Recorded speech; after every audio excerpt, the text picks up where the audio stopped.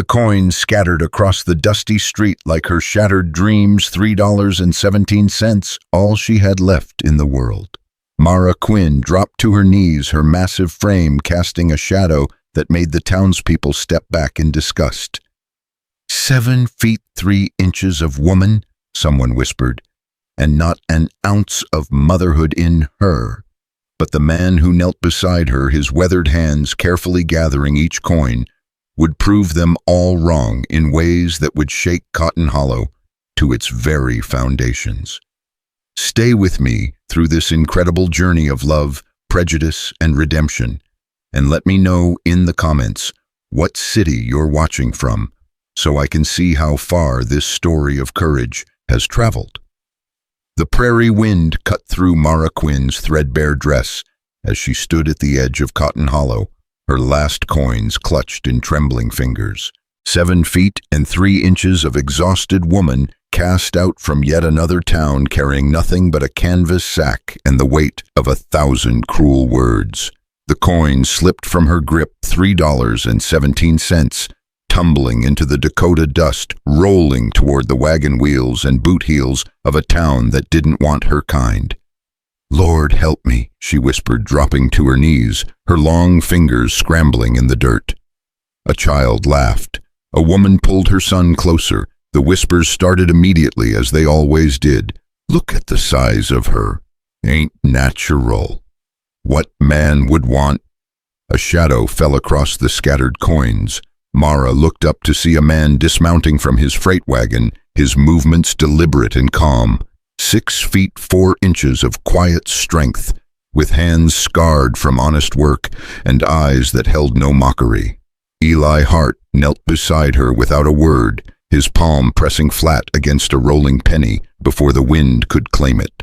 "Hold out your hand," he said simply, his voice low enough that only she could hear. Mara hesitated. Men didn't help women like her, not without wanting something. But exhaustion won over caution, and she cupped her palms as he dropped each coin carefully into them, counting under his breath to make sure he'd found them all. $3.17, he confirmed. "That'll get you a meal at Holcomb's and maybe a night at the boarding house." "The boarding house don't take," she swallowed hard. "Women traveling alone." Eli studied her for a moment, taking in the dust on her dress, the wear on her boots, the way she held herself like she expected to be told to move along. He'd seen that look before on his brother's face the last time they'd spoken. "I've got a spare room," he said, standing and offering his hand to help her up.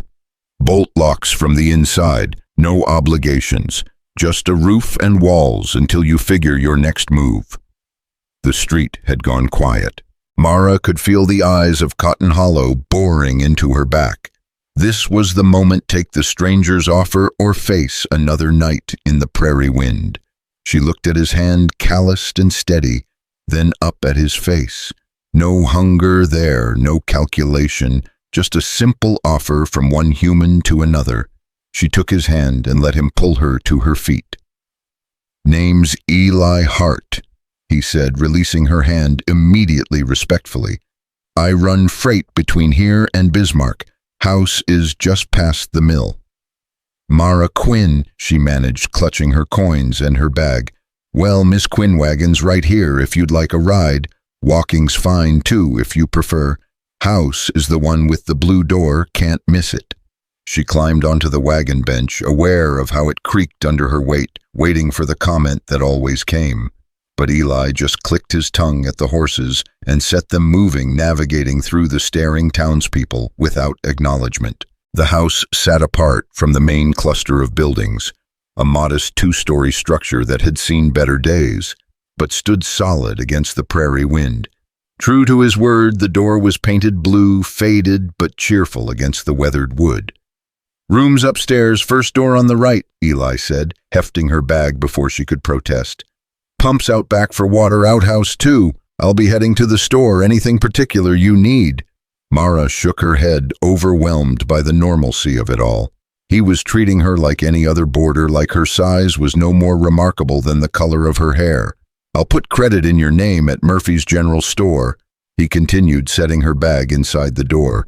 "Case you need anything while I'm on the trail. I leave tomorrow for a 3-day run." "You don't know me," she said suddenly.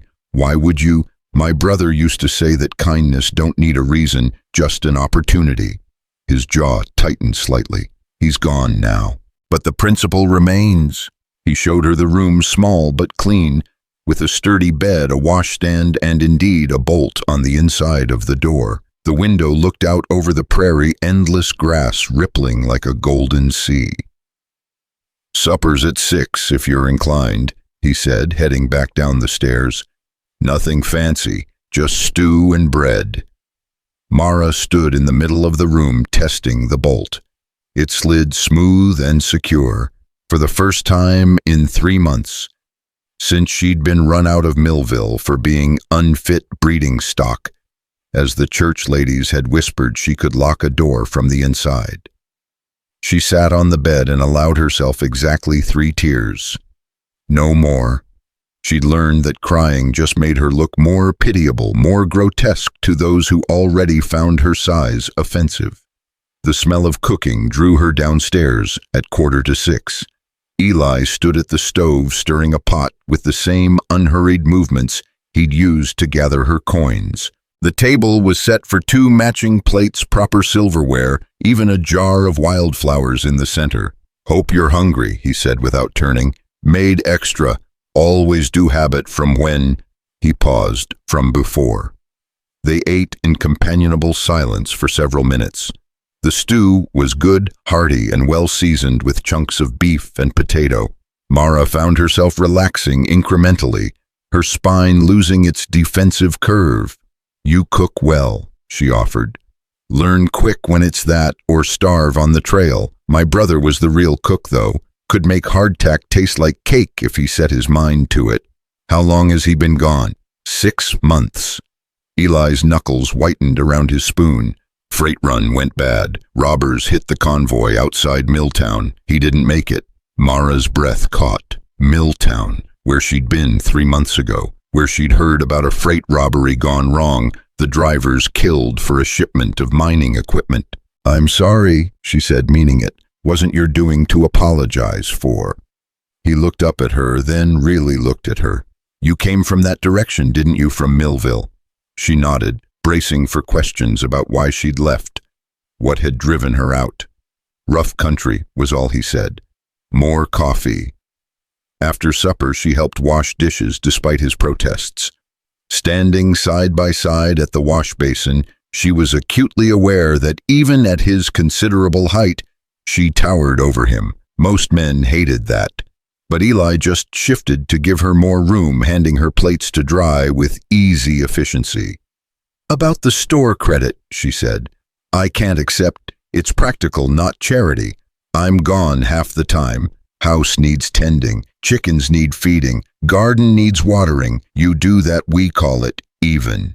"You have chickens?" 6 of them. Cantankerous birds, but they lay well. Coops out back. I'll show you in the morning before I leave."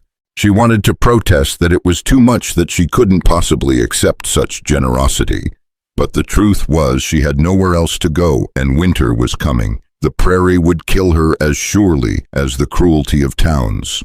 "All right," she said, "but I earn my keep. I can sew, mend, cook, tend house. Miss Quinn."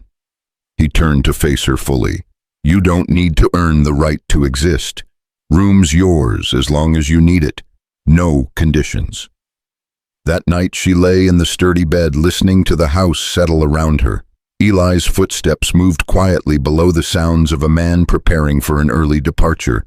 She'd stayed in a dozen places since leaving home, since her own mother had told her she was too big to birth babies and would only produce monsters.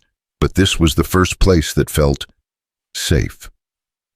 Morning came with the crow of a rooster. Mara dressed quickly and found Eli already loading his wagon, moving in the gray pre-dawn light with practiced efficiency. "Coffee's on the stove," he called. "Help yourself." She poured 2 cups and brought one out to him. He accepted it with a nod of thanks, steam rising between them in the cool morning air. "Let me show you the chickens," he said, leading her around back. The coop was well built and clean, 6 red hens pecking contentedly at the ground. He showed her where the feed was kept, how to check for eggs, how to secure the coop at night against coyotes. "They'll test you at first," he warned with a slight smile. "Especially Bonnie, the one with the crooked tail feather. She's got opinions." "I'm used to being tested," Mara said quietly. "I imagine you are." He was quiet for a moment. "Town's gonna talk about you being here, about me taking in a woman. They always talk. I can leave if it causes you trouble." "No!" The word came firm and quick. "Let them talk. I've got freight to run and a house that needs looking after. You've got a room with a bolt on the door and honest work if you want it. Simple as that." He climbed onto the wagon seat, gathering the reins. "There's a list on the kitchen table, things that need doing if you're inclined, but nothing that can't wait if you'd rather rest. Murphy's General Store is 2 streets over. Just tell them to put it on Hart's account." "They won't believe me." "They will. I stopped there last night." He clicked to the horses and the wagon rolled forward. At the gate he paused and looked back. "That bolt on your door, Miss Quinn, use it whenever you feel the need, but know that you're safe here. I give you my word on that." Then he was gone, the wagon disappearing into the prairie dawn, leaving Mara standing by the chicken coop with a strange feeling in her chest. Something she hadn't felt in so long she'd almost forgotten its name. Hope. The first test came before noon. Mara had spent the morning familiarizing herself with the house, a modest but well-kept place with signs of recent repair. The kitchen was well stocked, the floors swept clean, but there was a loneliness to it. Spaces where another presence had been and was no more. A second hook by the door where a coat might have hung. A chair at the table turned slightly, as if waiting for someone who wouldn't return. She'd gathered 4 eggs from the hens. Bonnie had indeed been temperamental, pecking at her hands, until Mara had calmly waited her out. She was scrambling them for lunch when a knock came at the door. 2 women stood on the porch, their faces pinched with curiosity, poorly disguised as neighborly concern. Mara recognized the type immediately. "We heard Eli had taken in a boarder," the taller one said, her eyes traveling up and up to meet Mara's face. "I'm Mrs. Holcomb. This is Mrs. Crawford. We're from the church auxiliary." "Ma'am," Mara said politely, not inviting them in. "Well," Mrs. Crawford clutched her basket tighter, "we just wanted to make sure everything was proper. A woman alone with a man, even with separate quarters." "Mr. Hart's been nothing but proper and Christian in his behavior," Mara said evenly. "I'm caring for the house while he's on the trail." "Yes, but surely you understand how it looks." "It looks like Christian charity, which I believe your book has several things to say about." Mrs. Holcomb's mouth opened and closed like one of the chickens. "Well, I never bow. Good day, ladies." Mara closed the door quietly but firmly, her heart hammering. Through the window she watched them hurry away, heads bent together in furious whispers. By evening the whole town would know about Eli Hart's giant boarder who didn't know her place. She spent the afternoon working through Eli's list, mending a torn shirt, watering the small vegetable garden, cleaning the already clean kitchen. Work steadied her nerves, always had. When the sun started sinking, she ventured to Murphy's General Store. The store fell silent when she entered, ducking through the doorway. Murphy himself, a thin man with nervous eyes, watched her approach the counter. "I need flour, salt, pork, and thread," she said clearly. "On Mr. Hart's account." "Hart's account," Murphy repeated slowly as if testing the words. "He did say, that is, he mentioned. Is there a problem?" "No, no problem." He began gathering her items, moving quickly now. "Eli's credit is good, always has been." The other customers watched as he wrapped her purchases, their whispers following her out the door. "Did you see the size of her? Poor Eli taking in strays. Wonder what she's running from." But there was one voice, older and sharp, that cut through the rest. "Leave her be. Eli Hart's business is his own, and he's done more for this town than most of you gossips combined." Mara turned to see an elderly woman with steel-gray hair and keen eyes standing straight despite her obvious age. "Agnes Pike," the woman said, approaching with surprising speed. "I'm the midwife here. You're the Quinn girl staying at Hart's place." It wasn't a question. Mara nodded. "Good. That house needs life in it again. Been too quiet since Jacob died." "Jacob? Eli's brother. Good boy. Damn waste what happened to him." Agnes studied Mara with professional interest. "You're healthy. That's good. Most folks can't see past height to health, but I've delivered babies from women all sizes. Tiny ones who nearly died, tall ones who birthed easy as breathing. Body knows what it's doing if folks would just leave it be." The casual acceptance in her tone nearly undid Mara's composure. "Most people don't see it that way. Most people are fools. You'll find a few who aren't even here. Give it time." Agnes patted her arm, reaching up to do so. "You need anything, woman's troubles or otherwise, you come see me. Little house behind the church." That night, alone in the house, Mara made a proper dinner with her purchases. Fried pork biscuits, green beans from the garden. She set 2 places from habit, then stared at the empty chair across from her. How many meals had Eli eaten alone since his brother died? She understood loneliness, but his seemed different from hers. A loneliness of loss rather than rejection. The second day passed quietly. She developed a routine: chickens at dawn, household chores, garden at dusk. A few people passed by the gate, staring openly, but none approached. She found herself listening for wagon wheels, though Eli wasn't due back until tomorrow. The third morning brought trouble. She was drawing water from the well when 3 men approached Younger with the swagger of those who'd been drinking courage since breakfast.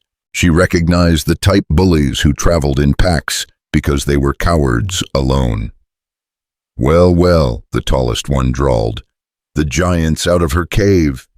Mara continued drawing water, not acknowledging them. "Hey." Another stepped closer to the gate. "We're talking to you, freak show." "I hear you," she said calmly, lifting the full bucket with one hand, a feat that would have strained most men. "Just don't see the point in responding. Think you're too good to talk to us. I think Mr. Hart wouldn't appreciate you harassing his tenant." "Hart's not here, is he?" The third man, stockier than the others, rattled the gate. "Maybe we should come in, see if you're earning your keep properly." Fear and fury warred in her chest. But before she could respond, a voice cracked like a whip across the yard. "Touch that gate, Tobin, and I'll geld you like the pig you are." Agnes Pike stood in the road, all 5 feet of her radiating menace, a medical bag in one hand and a very sharp-looking knife in the other. "This ain't your business, old woman," Tobin snarled, but he'd stepped back from the gate. "Everything in this town that breathes is my business. I brought most of you worthless pups into this world, and I can sure as hell help you out of it. Now get, before I remember what your mama told me about that rash you had last month." The men scattered like startled crows, Tobin's face red as a beet. Agnes watched them go, then turned to Mara. "Cowards and fools, the lot of them. You all right, girl?" "Yes, ma'am, thank you." "Don't thank me, just returning a favor. Eli helped me patch my roof last winter when no one else would climb that high." She squinted at the horizon. "Speaking of which, that's his wagon coming now." Mara's heart jumped. She could see the dust cloud, still distant, but approaching. Agnes smiled knowingly. "I'll be on my way. But remember what I said, you need anything. You come find me." Eli's wagon rolled through the gate an hour later, dusty and loaded with return freight. He looked tired but whole, and Mara felt a relief she didn't want to examine too closely. "Everything all right?" he asked, noting something in her expression. "Fine. Eggs are plentiful, gardens watered, and your shirts mended." He climbed down from the wagon, stretching his back.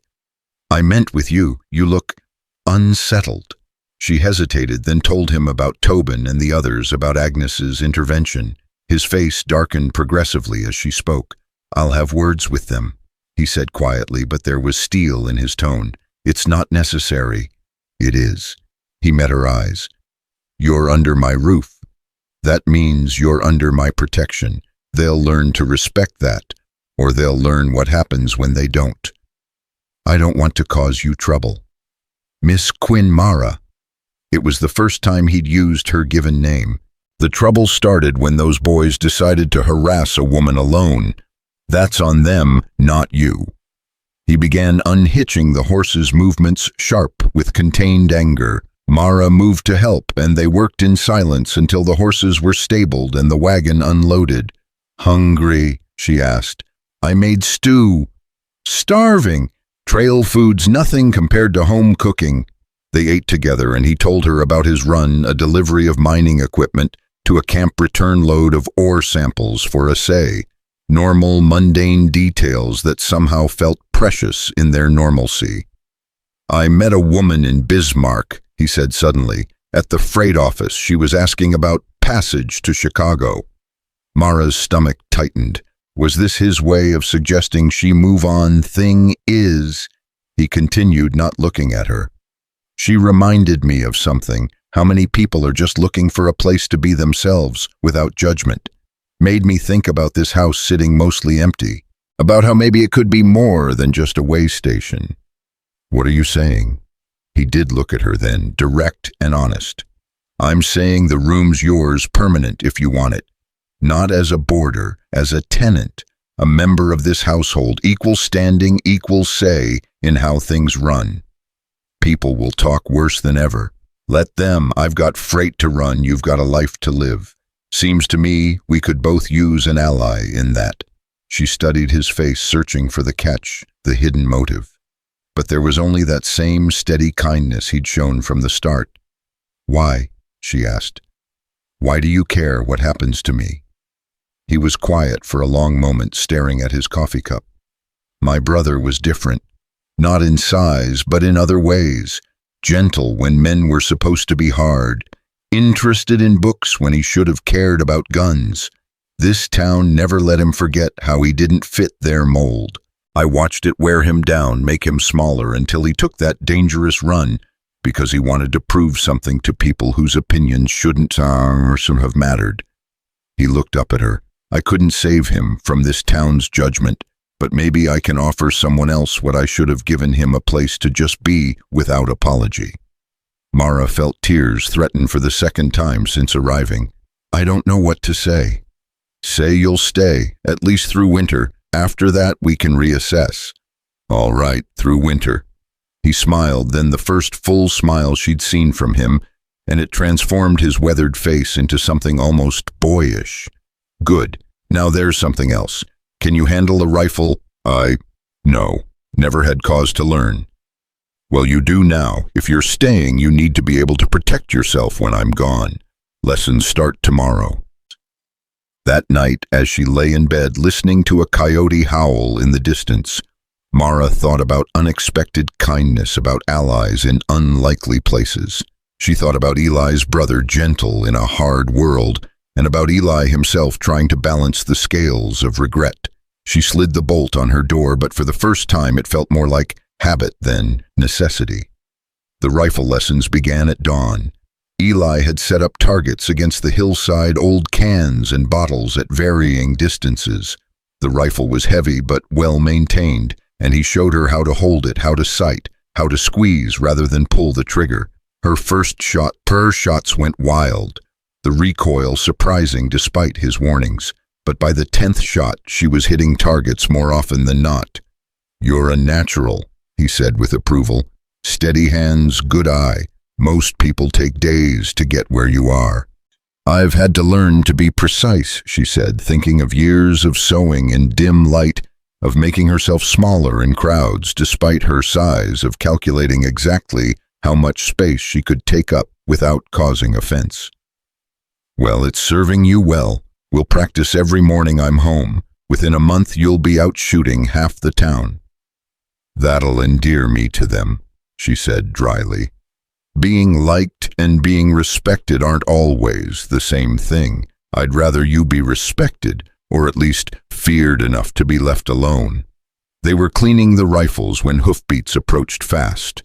A young boy on a lathered horse came tearing through the gate. Mr. Hart, "Mr. Hart, Ma needs help. The baby's coming wrong." Eli was moving before the boy finished speaking. "Agnes. She's at the miller's place helping with their sick cow. Ma said to fetch you 'cause you helped when my brother was born wrong ways." "That was your brother helping, not me," Eli muttered, but he was already heading for the house. Mara grabbed the medical bag from the kitchen red leather under the sink. She found it quickly, a well-stocked medical kit that had clearly seen use.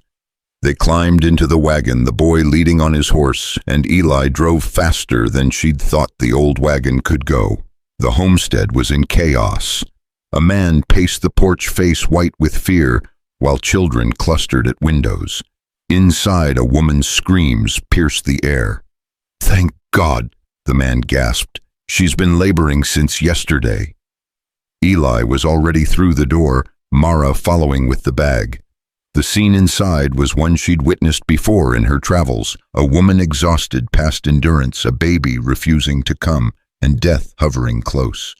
"Shoulders stuck," Eli said. After a quick examination, his hands surprisingly gentle. "Same as the Hendricks baby. Mara, I need you to help hold her." What followed was an hour of controlled chaos. Eli worked with careful precision, talking the mother through each contraction, manually adjusting the baby's position between pains. Mara held the woman steady, her strength finally serving a purpose, keeping the thrashing mother from injuring herself or the baby. "One more push, Sarah, just one more." The baby came in a rush of fluid and blood, purple and still. Eli cleared its mouth, rubbed its chest, breathed tiny puffs of air into tiny lungs. The silence stretched eternal, then a cry, weak but real. "Boy," Eli announced, wrapping the infant quickly and handing him to his mother. "He'll need watching, but he's breathing strong." The father broke down crying. The mother, despite her exhaustion, looked at Eli with something approaching worship. "You saved them both," the father managed. We can't pay much. No payment needed. Just name him something besides Eli. One in town's enough." And they stayed until Agnes arrived, the older midwife approving of Eli's work with professional satisfaction. "Learned well from your brother," she told him quietly. "He'd be proud." On the ride home, Mara studied Eli's profile. "You've done that before. Delivered babies. Jacob was the one with the touch. I just remembered what he did." His knuckles were white on the reins. "He should have been the one to save that baby today. He had the gift for it. Seems to me you have it too." "No, I just have a good memory and steady hands. Jacob, he understood people, their fears, their needs. He could calm anyone, make them believe everything would be all right, even when it wouldn't. You calmed her. You made her believe." "I pretended to be him. It's not the same." They rode in silence until the house came into view. Then Eli spoke again, so quiet she almost missed it. "That's why I couldn't save him. The robbery. He was trying to talk them down, trying to reach their humanity. I would have just shot them. Maybe if I'd been there instead of him, or maybe you'd both be dead." He looked at her sharply. "Your brother sounds like he lived according to his nature, with compassion. You live according to yours, with protective strength. Neither is wrong. Both are needed." He pulled the wagon to a stop in front of the house, but didn't move to get down. "You always this wise? No, just experienced in the ways people punish themselves for being who they are instead of who others needed them to be." That evening, as she prepared dinner, she noticed Eli had brought out a second rifle, setting it by the door. "For the house," he said, "while I'm gone. After today, people will know you were part of saving the Brennan baby. Most will respect that, but Tobin and his friends, they might see it as you rising above your station. And the rifle will remind them of theirs." Something like that. After dinner, they sat on the porch watching the sunset paint the prairie gold and crimson. It was the first time they'd done so. Usually Eli retreated to his ledgers, and she to her room. But something had shifted today, a wall coming down brick by careful brick. "I've been thinking," Eli said, "about the house. It needs work before winter. New chinking between the logs, storm shutters, maybe a root cellar. Too much for one person. You need to hire help." I need a partner, someone with investment in the place lasting." He turned to her. "I meant what I said about permanent. This could be your home, real and legal. We could draw up papers, make you co-owner." "Eli, that's... people would assume." "Let them assume. We know the truth. You need a home. I need someone I can trust to watch my back." Seems straightforward to me. "Nothing about this is straightforward." "Sure it is. Do you want to stay?" She thought about the alternative, moving on, another town, another set of judgmental eyes, another empty room with a door that might not lock. "Yes." "Then stay. We'll go to the lawyer tomorrow, make it official. Equal partners in the property. I can't pay. Your work is payment enough. Besides," a ghost of a smile crossed his face, "you saved Sarah Brennan today. Held her steady when I couldn't have managed alone. That's worth more than money." That night, sleep wouldn't come. Mara stood at her window watching clouds scud across the moon, trying to understand this strange turn her life had taken. Below, she could see light from Eli's window and the shadow of him moving about. Was he as unsettled by this sudden partnership as she was? A sound from the chicken coop made her freeze, not the normal rustling of sleeping birds, but something deliberate. She grabbed the rifle Eli had been teaching her with, slipping downstairs and out the back door in her bare feet. Tobin was at the coop, reaching for the door latch, planning to steal chickens or just cause mischief. Either way, rage flooded through her. These chickens. This small responsibility were the first thing she'd been trusted with in months. She raised the rifle. "Step away from my chickens." Tobin spun, nearly falling over. "Your chickens. You don't own nothing here, giant. You're just Hart's charity case." "Wrong." Eli's voice came from behind her. He must have heard her leave. "As of tomorrow, she owns half of everything here, including those chickens you're trying to steal." "You can't be serious, giving property to this." Choose your next word very carefully," Eli warned, and there was something dangerous in his tone. Tobin backed toward the gate. "This ain't over. You're making a mockery of this town, Hart. Your brother would be ashamed." Eli moved so fast, Mara barely saw it. One moment he was beside her, the next, he had Tobin by the shirt collar, lifted half off his feet.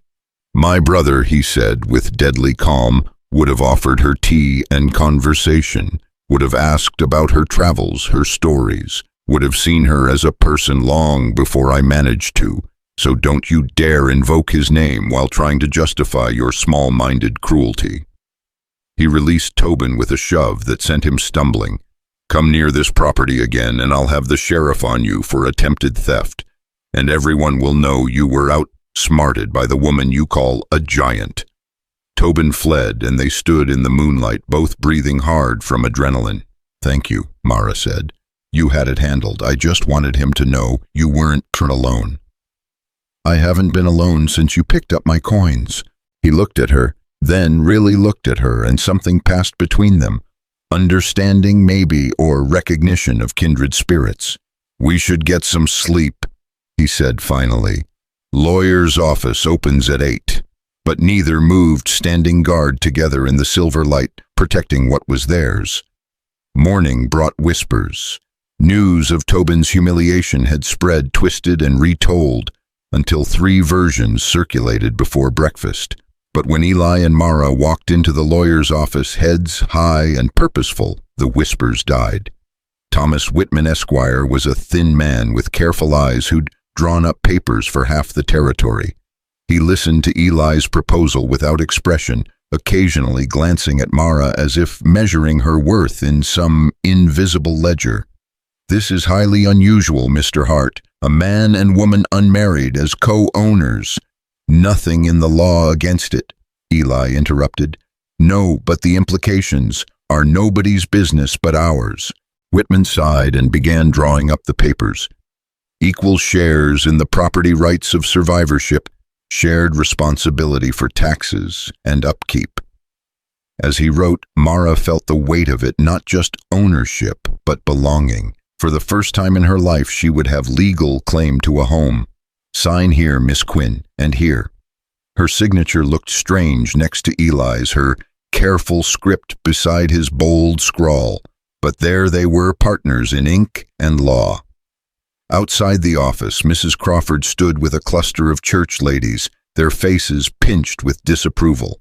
"This is disgraceful," she announced. "What kind of example are you setting? The kind where people help each other without demanding payment in flesh or reputation," Eli replied evenly. "The whole town's talking, then the whole town needs better things to occupy their time." Agnes Pike emerged from the general store, taking in the scene with sharp eyes. "Martha Crawford, don't you have preserves to put up? And Susan, isn't your husband waiting for lunch? Scatter, the lot of you. Nothing to see here but two adults conducting legal business." The women dispersed reluctantly, shooting dark looks over their shoulders. "Thank you, Agnes," Mara said. "Don't thank me yet. This is just the beginning. Town's about to show its true colors, and they ain't all pretty." She studied them both. "But you might be surprised. Crisis has a way of revealing who people really are. And speaking of which, there's a storm coming, big one from the feel of the air. You might want to prepare." She was right. By afternoon, the western sky had turned an ominous green-black. Eli and Mara worked side by side, securing everything that could blow away, bringing the chickens into the reinforced coop, checking the house's storm shutters. "This'll be a test," Eli said, eyeing the approaching wall of weather. "House hasn't faced a real storm since Jacob and I reinforced it. We'll see if our work holds." The storm hit just after dark. Wind that screamed like a living thing, rain that came sideways, hail that hammered the roof like gunfire. They sat in the kitchen, lanterns lit, listening to the house groan and flex. "Built to bend, not break," Eli explained, but his knuckles were white around his coffee cup. A tremendous crash from outside made them both jump. Through the window they could see the old elm by the gate had fallen, missing the house by mere feet. "That was Jacob's climbing tree," Eli said quietly. Another crash, this time from upstairs. They ran up to find Mara's window blown in rain and wind, turning the room into chaos. Together they fought to get a board over the opening, both soaked within seconds. "Your things," Eli started, "are just things. They'll dry." They managed to secure the board, then stood dripping in the ruined room. Mara's few possessions were scattered, soaked, some likely ruined. Her spare dress, the one thing she'd kept from home, was torn nearly in half. "You can't stay here tonight," Eli said. "Guest room's downstairs across from mine. It's dry." They salvaged what they could, hanging wet clothes by the stove, setting boots to dry. The guest room was small but intact, and Eli brought blankets, a pillow, even a nightshirt that had been his brother's. "It might actually fit you," he said with a weak attempt at humor. Jacob was tall for the family. She held the shirt, soft flannel, worn but clean. "Thank you." He paused at the door. "We'll fix your room tomorrow, make it better than before. We, partners, remember your problems are my problems now." The storm raged on, but inside something had shifted. When a particularly violent gust shook the house, Eli appeared in her doorway. "You all right?" "Yes, you." He entered, sitting on the chair by the window. Jacob loved storms, said they made him feel small in a good way, reminded him the world was bigger than the town's judgment. He sounds like he was wise. He was, also foolish, brave and frightened, human. Eli stared out at the storm. "I've been trying to be him since he died. But today, with the papers protecting the chickens facing down the town, that was me. First time I've been myself since you lost him." "Yeah." They sat quietly, watching nature's violence through the safety of glass. Finally, Eli stood.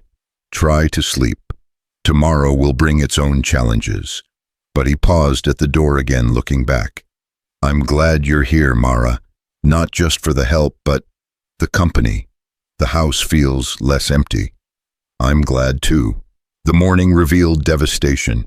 Trees down roofs, damaged, the main street flooded. But also revealed was something else: neighbors helping neighbors, putting aside differences in the face of shared crisis. Eli and Mara joined the efforts, her height and strength proving invaluable for reaching high places and moving debris. When she lifted a beam that had trapped the Hendricks cellar door, a beam two men couldn't budge, even Tobin's friends watched with something approaching respect.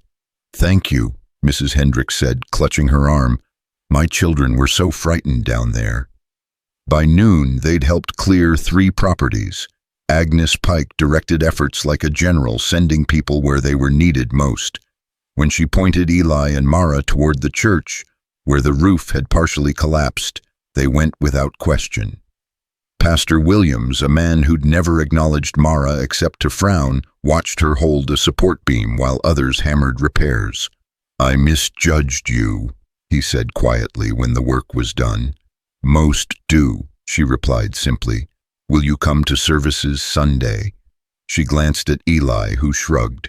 "Your church, your choice." "I'll consider it." That evening, exhausted and filthy, they sat on their porch, miraculously intact despite the storm. Half the town had similar damage to repair, but there was a different feeling in the air. Crisis, as Agnes had predicted, had revealed character. "You did good work today," Eli said. "We did good work." "True." He was quiet for a moment. "Mara, I need to tell you something about Tobin and his friends. The Millers said they saw them near the freight office the night before Jacob died, and some of what was stolen from that robbery. It showed up in Bismarck, sold by someone matching Tobin's description." Mara's blood chilled. I think they know more than they've said, but I can't prove it. Sheriff won't investigate without evidence." "That's why you reacted so strongly when he mentioned Jacob." "Among other reasons." He turned to her. "I'm telling you because if I'm right, they're more dangerous than just small-town bullies. You need to know what you might be facing by standing with me. I'm not going anywhere." He studied her face in the fading light. "Why, really? Why, you could take the papers we signed, sell your half-start over somewhere else with money in your pocket." She thought about how to explain it. "You know what it's like to be seen as wrong. Not bad, just wrong. Wrong size, wrong shape, wrong wants, wrong existence. My whole life that's what I've been wrong. But here with you, I'm just Mara. That's worth more than money. You're not wrong. You're unexpected. There's a difference. Tell that to the rest of the world. I don't care about the rest of the world." The words came fierce and sudden. "I care about this house, this town, whether it deserves it or not, and—" He stopped, jaw clenching. "And," she prompted softly, "and you. I care about you." The admission hung between them, fragile as spun glass. Mara felt her heart pound, hope and fear warring in her chest. "As a friend," she asked carefully, "to start with, if you're amenable. Beyond that, I don't know. I just know that this house feels right with you in it. I feel right for the first time since Jacob." "Eli, I'm not asking for anything. No expectations, no pressure, just possibility. Someday, maybe." She reached out slowly, giving him time to pull away, and took his hand. His fingers closed around hers, careful and strong. "Possibility," she agreed. They sat holding hands as stars emerged, 2 damaged people, finding something whole in shared silence. The storm had passed, leaving destruction, but also cleared air, washed clean and ready for rebuilding. And rebuild, they would not just the house, but something new entirely, something unexpected, something right. The days after the storm brought unexpected changes to Cotton Hollow. Where before Mara had walked through town to stares and whispers, now she received nods of acknowledgement, even occasional words of thanks. Her strength during the crisis had shifted something in the town's collective mind, not acceptance, not yet, but a grudging respect. Eli noticed it too. "You've become useful to them," he said one morning as they repaired her window frame together. "That matters here more than appearances." "Until I'm not useful anymore," Mara replied, holding the frame steady while he hammered. "Maybe, or maybe some of them will remember who helped when help was needed." He paused in his work. "The freight run to Bismarck is coming up. 3 days. Will you be all right here alone?" The question carried weight now after his revelations about Tobin. But Mara had faced worse than suspicious men with possible murder in their past. "I'll be fine. Agnes promised to check in, and I have the rifle. About that, I want to leave you the new Winchester. It's more reliable than the old Henry." She studied his face, seeing the worry he tried to hide. "You think they'll try something while you're gone?" "I think they're cowards who prefer their victims outnumbered, but I'd rather be overcautious than underprepared." That evening, as Eli loaded his wagon for the early departure, Pastor Williams appeared at their gate. He stood awkwardly, hat in hand, clearly uncomfortable but determined. "Miss Quinn, Mr. Hart, I've come to apologize." They exchanged glances. Eli nodded for him to continue. "I've preached about Christian charity while showing none myself. You've demonstrated more grace under adversity than many who've warmed my pews for years. I was wrong to judge you by appearance rather than character." "Thank you, Pastor," Mara said carefully. "That takes courage to say."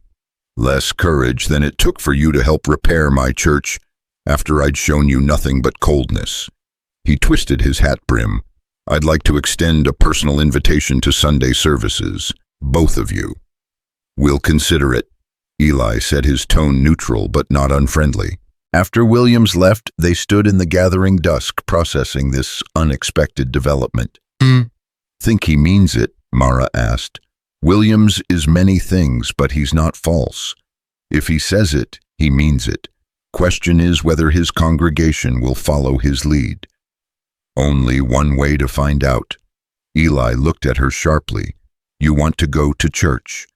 I want to stop hiding. If we're making a stand, might as well make it in God's house. Harder to throw stones there." "You'd be surprised," Eli muttered, but he was almost smiling.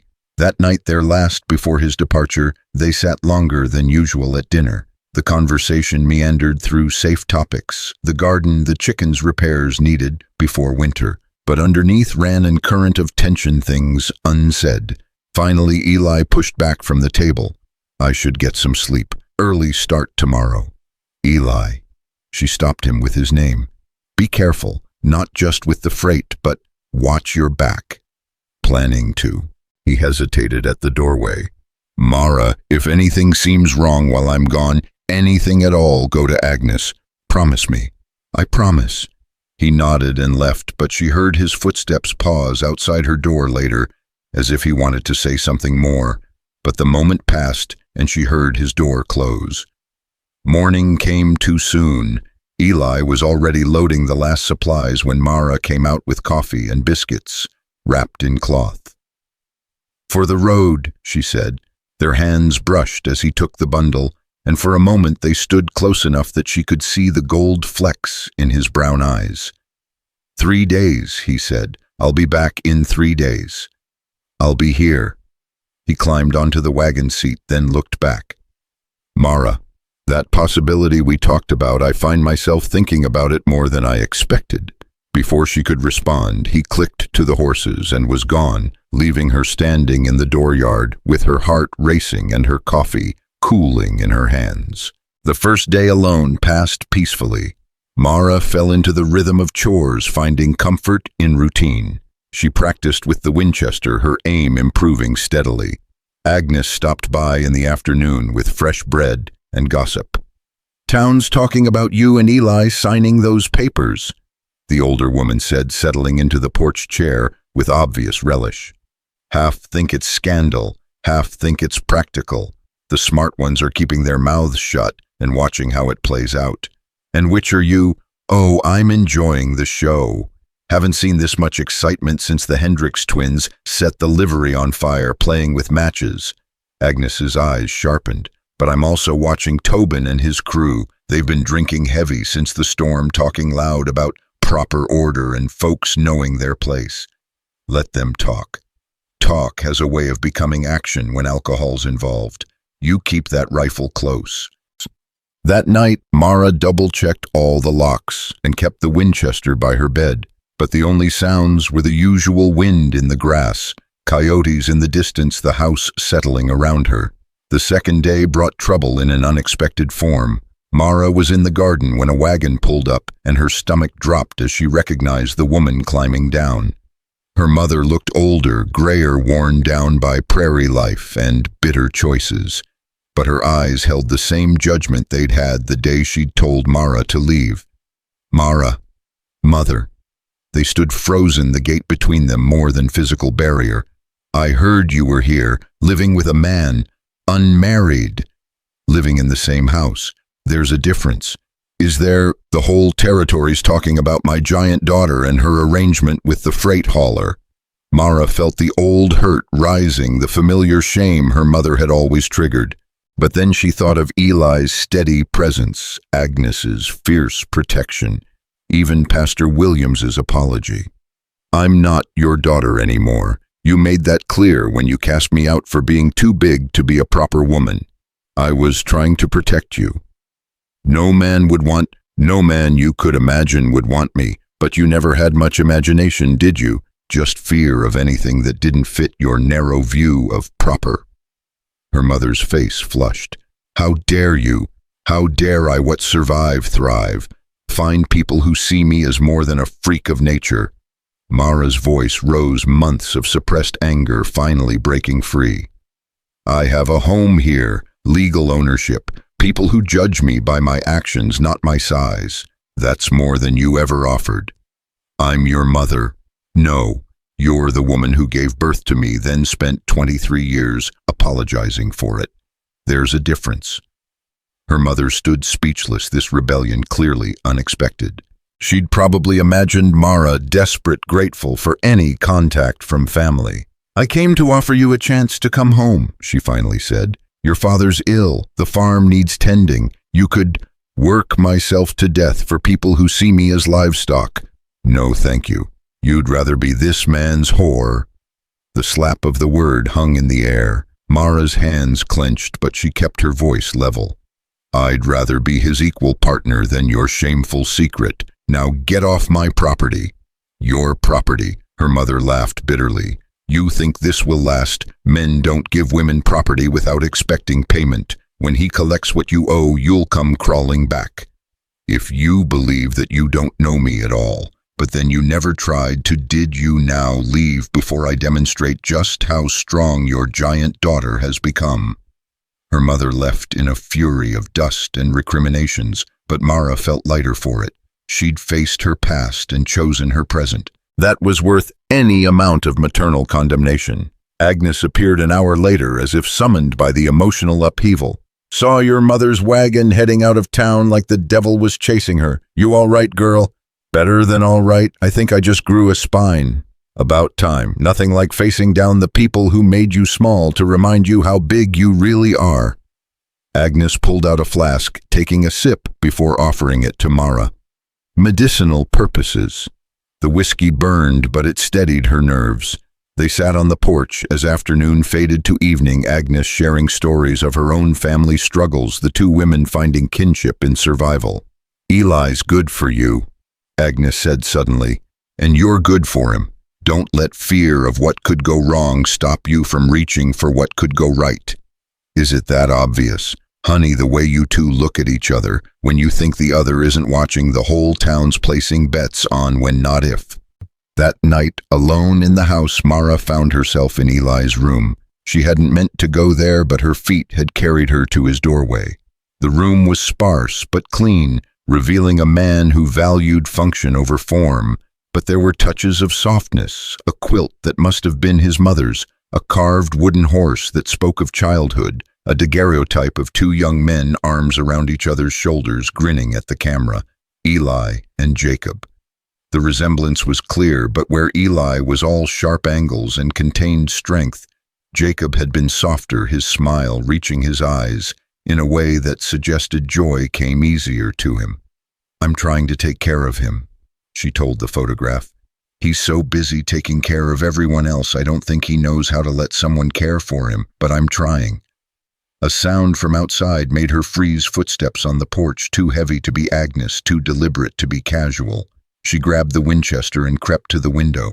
Tobin stood in the dooryard with two other men passing a bottle between them, voices carrying in the still night. Empty house, unlocked door.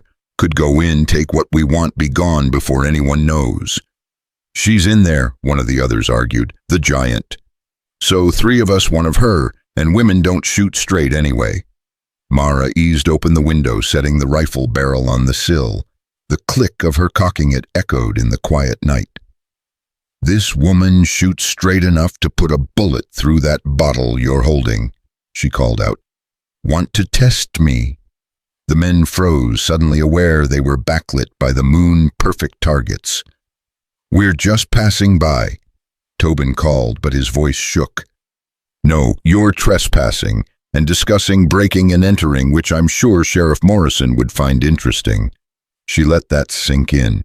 Now you've got 10 seconds to get off my property before I start shooting. 1. You wouldn't dare. 2. This ain't over, Tobin snarled, but they were already backing away. 3. They ran stumbling in their haste, and Mara kept the rifle trained on them until they were well out of range.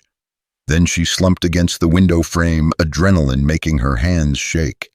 A banging at the door nearly stopped her heart, but Agnes's voice called out, "It's me, girl, saw those fools heading this way."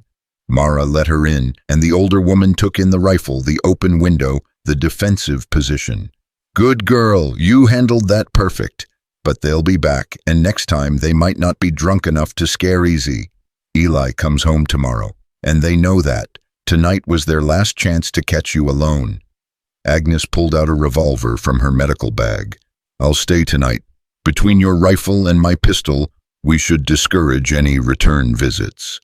They spent the night taking shifts at watch, but the men didn't return. As dawn broke, Agnes made coffee while Mara started breakfast. Both of them tired but victorious. You've changed, Agnes observed. When you first came here, you'd have hidden from confrontation. Now you're standing your ground. I have something to stand for now. Someone, you mean. Before Mara could respond, they heard wagon wheels. Her heart leaped, but it was too early. Eli wasn't due until afternoon. Still, she recognized the team before she saw the driver, and then Eli was jumping down, face grim with purpose. Are you hurt? He was at the porch in 3 strides, hands reaching for her before catching himself. I'm fine. How did you know? Met the Brennans on the road. They saw Tobin and his friends heading this way last night, thought I should know. His eyes went to the rifle she still held. What happened? She told him, Agnes, adding colorful commentary. With each word, Eli's face darkened further. That's it. This ends now. He turned toward town, but Mara caught his arm. Eli, no. They were drunk stupid. No harm was done. They threatened you. In our home. That's harm enough. He looked down at her hand on his arm, and his voice gentled slightly. I can't leave for business if I'm worried about you here alone. This has to stop. Then we stop it legal. Agnes interjected. File a complaint with the sheriff. Get it on record. Build a case. Eli clearly wanted to argue for more immediate action, but he nodded slowly. Fine, but I'm also hiring hands to watch the place when I'm gone. Men I trust. That's expensive, Mara started. That's necessary. Your safety isn't negotiable. The intensity in his voice, the fierce protectiveness, made something warm bloom in her chest. Agnes cleared her throat pointedly.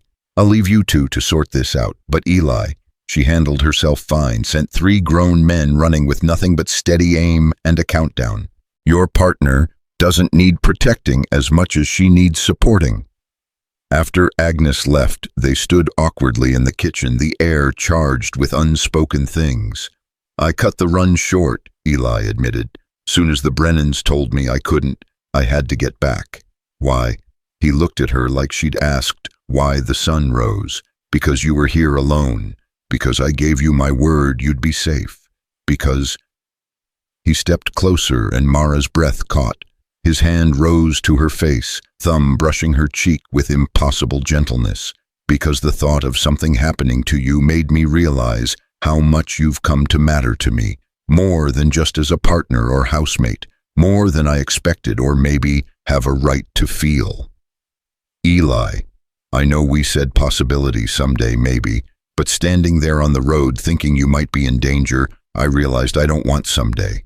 I want now, if you'll have me, if you're willing to try." Mara's heart was pounding so hard she was sure he could hear it. "People will talk worse than ever, a giant woman and a normal man. You're not giant, you're tall, and I'm not normal. I'm a grieving brother trying to find his way who happened to find something unexpected and precious when he picked up scattered coins in the street." His hand slid to the back of her neck, drawing her down as he stretched up. "Let them talk. I only care what you say." "Yes," she breathed, and then his lips were on hers, gentle but sure, and the world narrowed to just this, the two of them, in a kitchen that smelled of coffee and morning, finding something neither had dared hope for. When they finally parted, both breathing unsteadily, Eli rested his forehead against hers. "We should probably go to the sheriff. File that complaint." "Probably," she agreed, but neither moved. "Or we could have breakfast first. You must be hungry." "Starving," he admitted, and she heard layers of meaning in the word. They ate breakfast side by side, hands brushing knees, touching the very air between them, electric with new awareness. But beneath the joy was worry. Tobin and his friends wouldn't take last night's humiliation lightly. "Tell me about the Bismarck run," Mara said, trying for normalcy. "Did you get the mining contracts?" "Yes, and something else." He pulled a paper from his pocket. "Sheriff in Bismarck had this. Wanted poster from 2 years ago. Look familiar?" The sketch was rough but recognizable. Tobin younger but unmistakably him, wanted for robbery and assault in Montana territory. "He's using a different name here," Eli continued. "Calling himself Tom Brennan, but it's him. Same scar on his jaw, same broken nose. This is evidence, proof he's dangerous. More than that, the robbery in Montana, a freight hauler was killed, shot in the back while trying to protect his cargo." Eli's jaw clenched. "Same way Jacob died." The implication hung heavy between them. Tobin wasn't just a bully, he was a killer who'd possibly murdered Eli's brother. "We take this to Sheriff Morrison now," Mara said, standing. "We do, but Mara—" He caught her hand. "If Tobin realizes, we know he might run, or he might try to silence us. This could get dangerous." "It's already dangerous. At least now we know what we're really facing."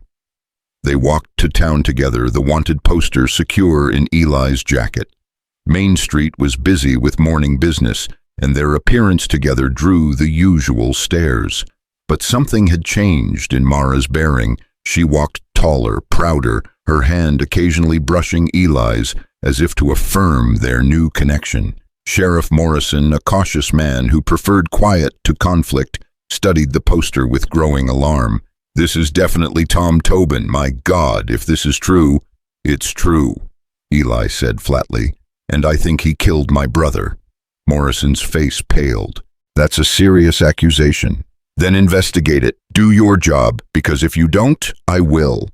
The threat in Eli's voice was unmistakable. Morrison nodded quickly. "I'll telegraph Bismarck, confirm the identification. If it matches, I'll arrest him today." He paused. "You should be careful, both of you. If he suspects, we know." Mara interrupted. "We'll be ready." They left the sheriff's office to find a small crowd gathered pretending to go about their business, while obviously eavesdropping. Mrs. Crawford stood front and center, her disapproval radiating like heat.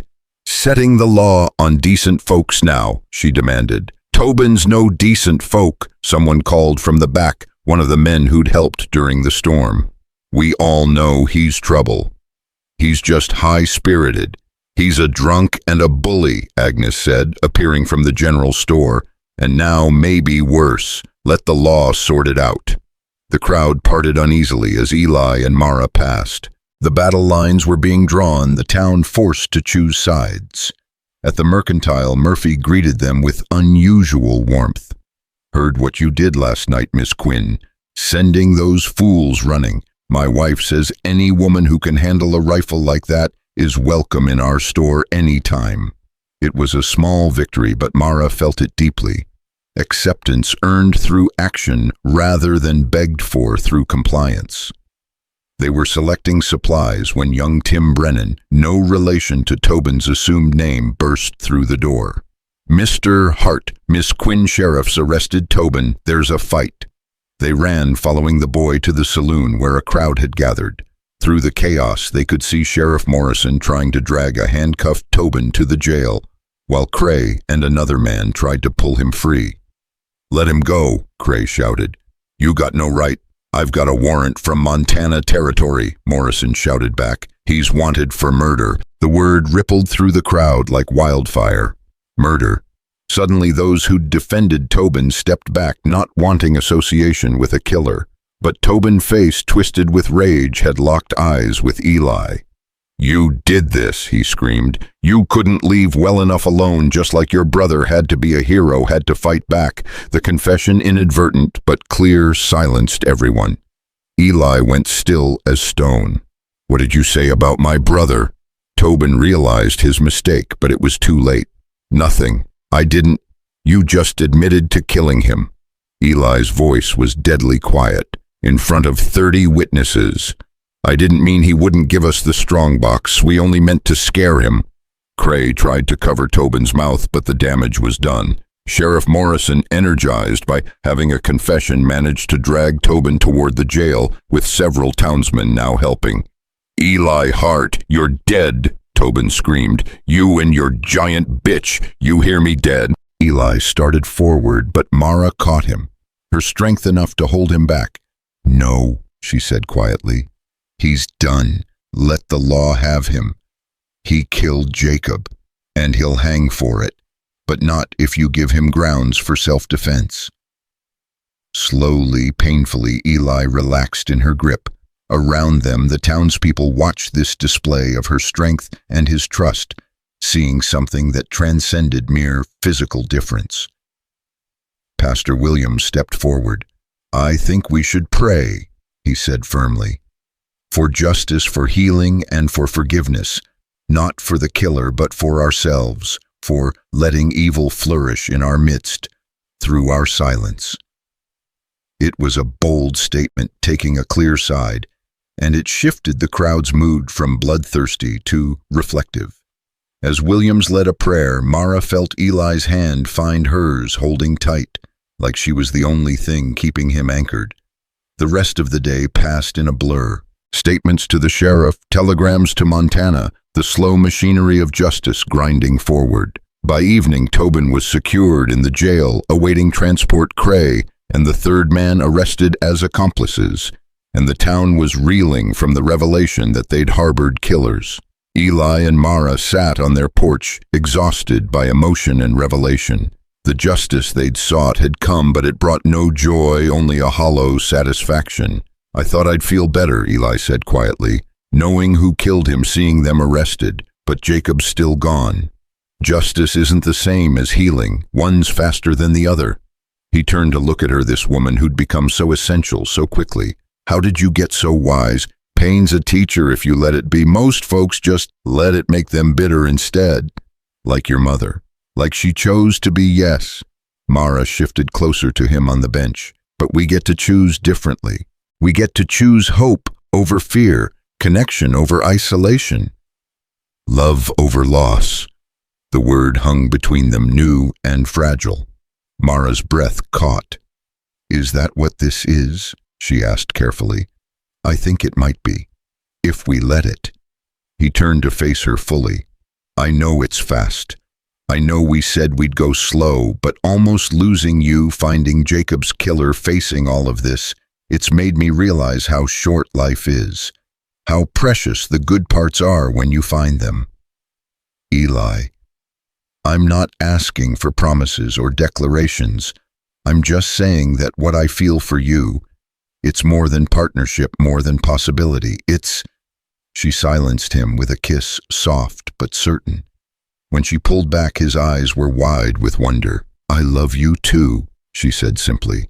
"God help me, I barely know how to believe it's real, but I do."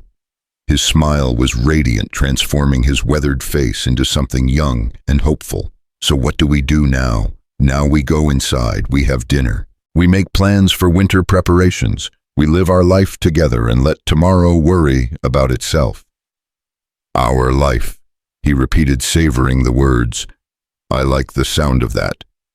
As they stood to go inside, movement at the gate caught their eye. A small group of townspeople stood there, the Brennans, the Millers, Murphy and his wife, even Pastor Williams. We came to say thank you, Mr. Brennan spoke for them all, for standing up to those men, for seeking justice for Jacob, and to apologize for not seeing what was right in front of us. You've both shown us what courage looks like.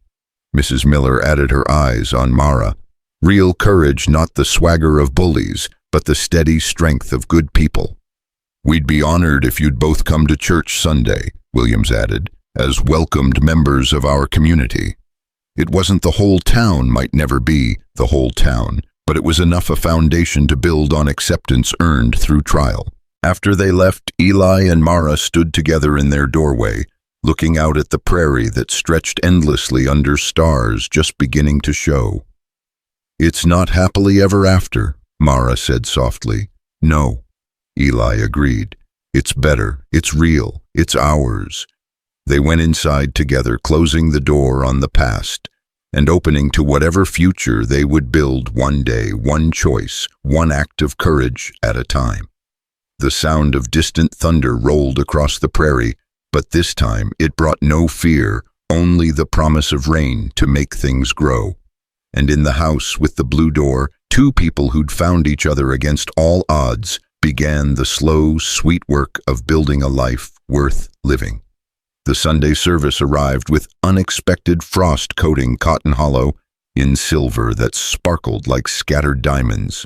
Mara stood before the mirror in her mended dress, hands trembling as she tried to pin her hair into something respectable. The fabric pulled tight across her shoulders despite her alterations, a constant reminder that she was made for a different scale than this world expected. You look beautiful, Eli said from the doorway, dressed in his one good suit, the one he'd worn to Jacob's funeral. I look like a giant playing dress-up. He crossed to her, taking the pins from her shaking hands. You look like a woman preparing to face down a town's judgment with more grace than they deserve. His fingers worked through her hair with surprising gentleness, securing it properly. There. Perfect. How do you know how to do that? Jacob, he had a steady hand for delicate work. The mention of his brother came easier now, still tinged with grief, but no longer sharp enough to cut. He would have liked you, would have seen your strength as beautiful, not frightening.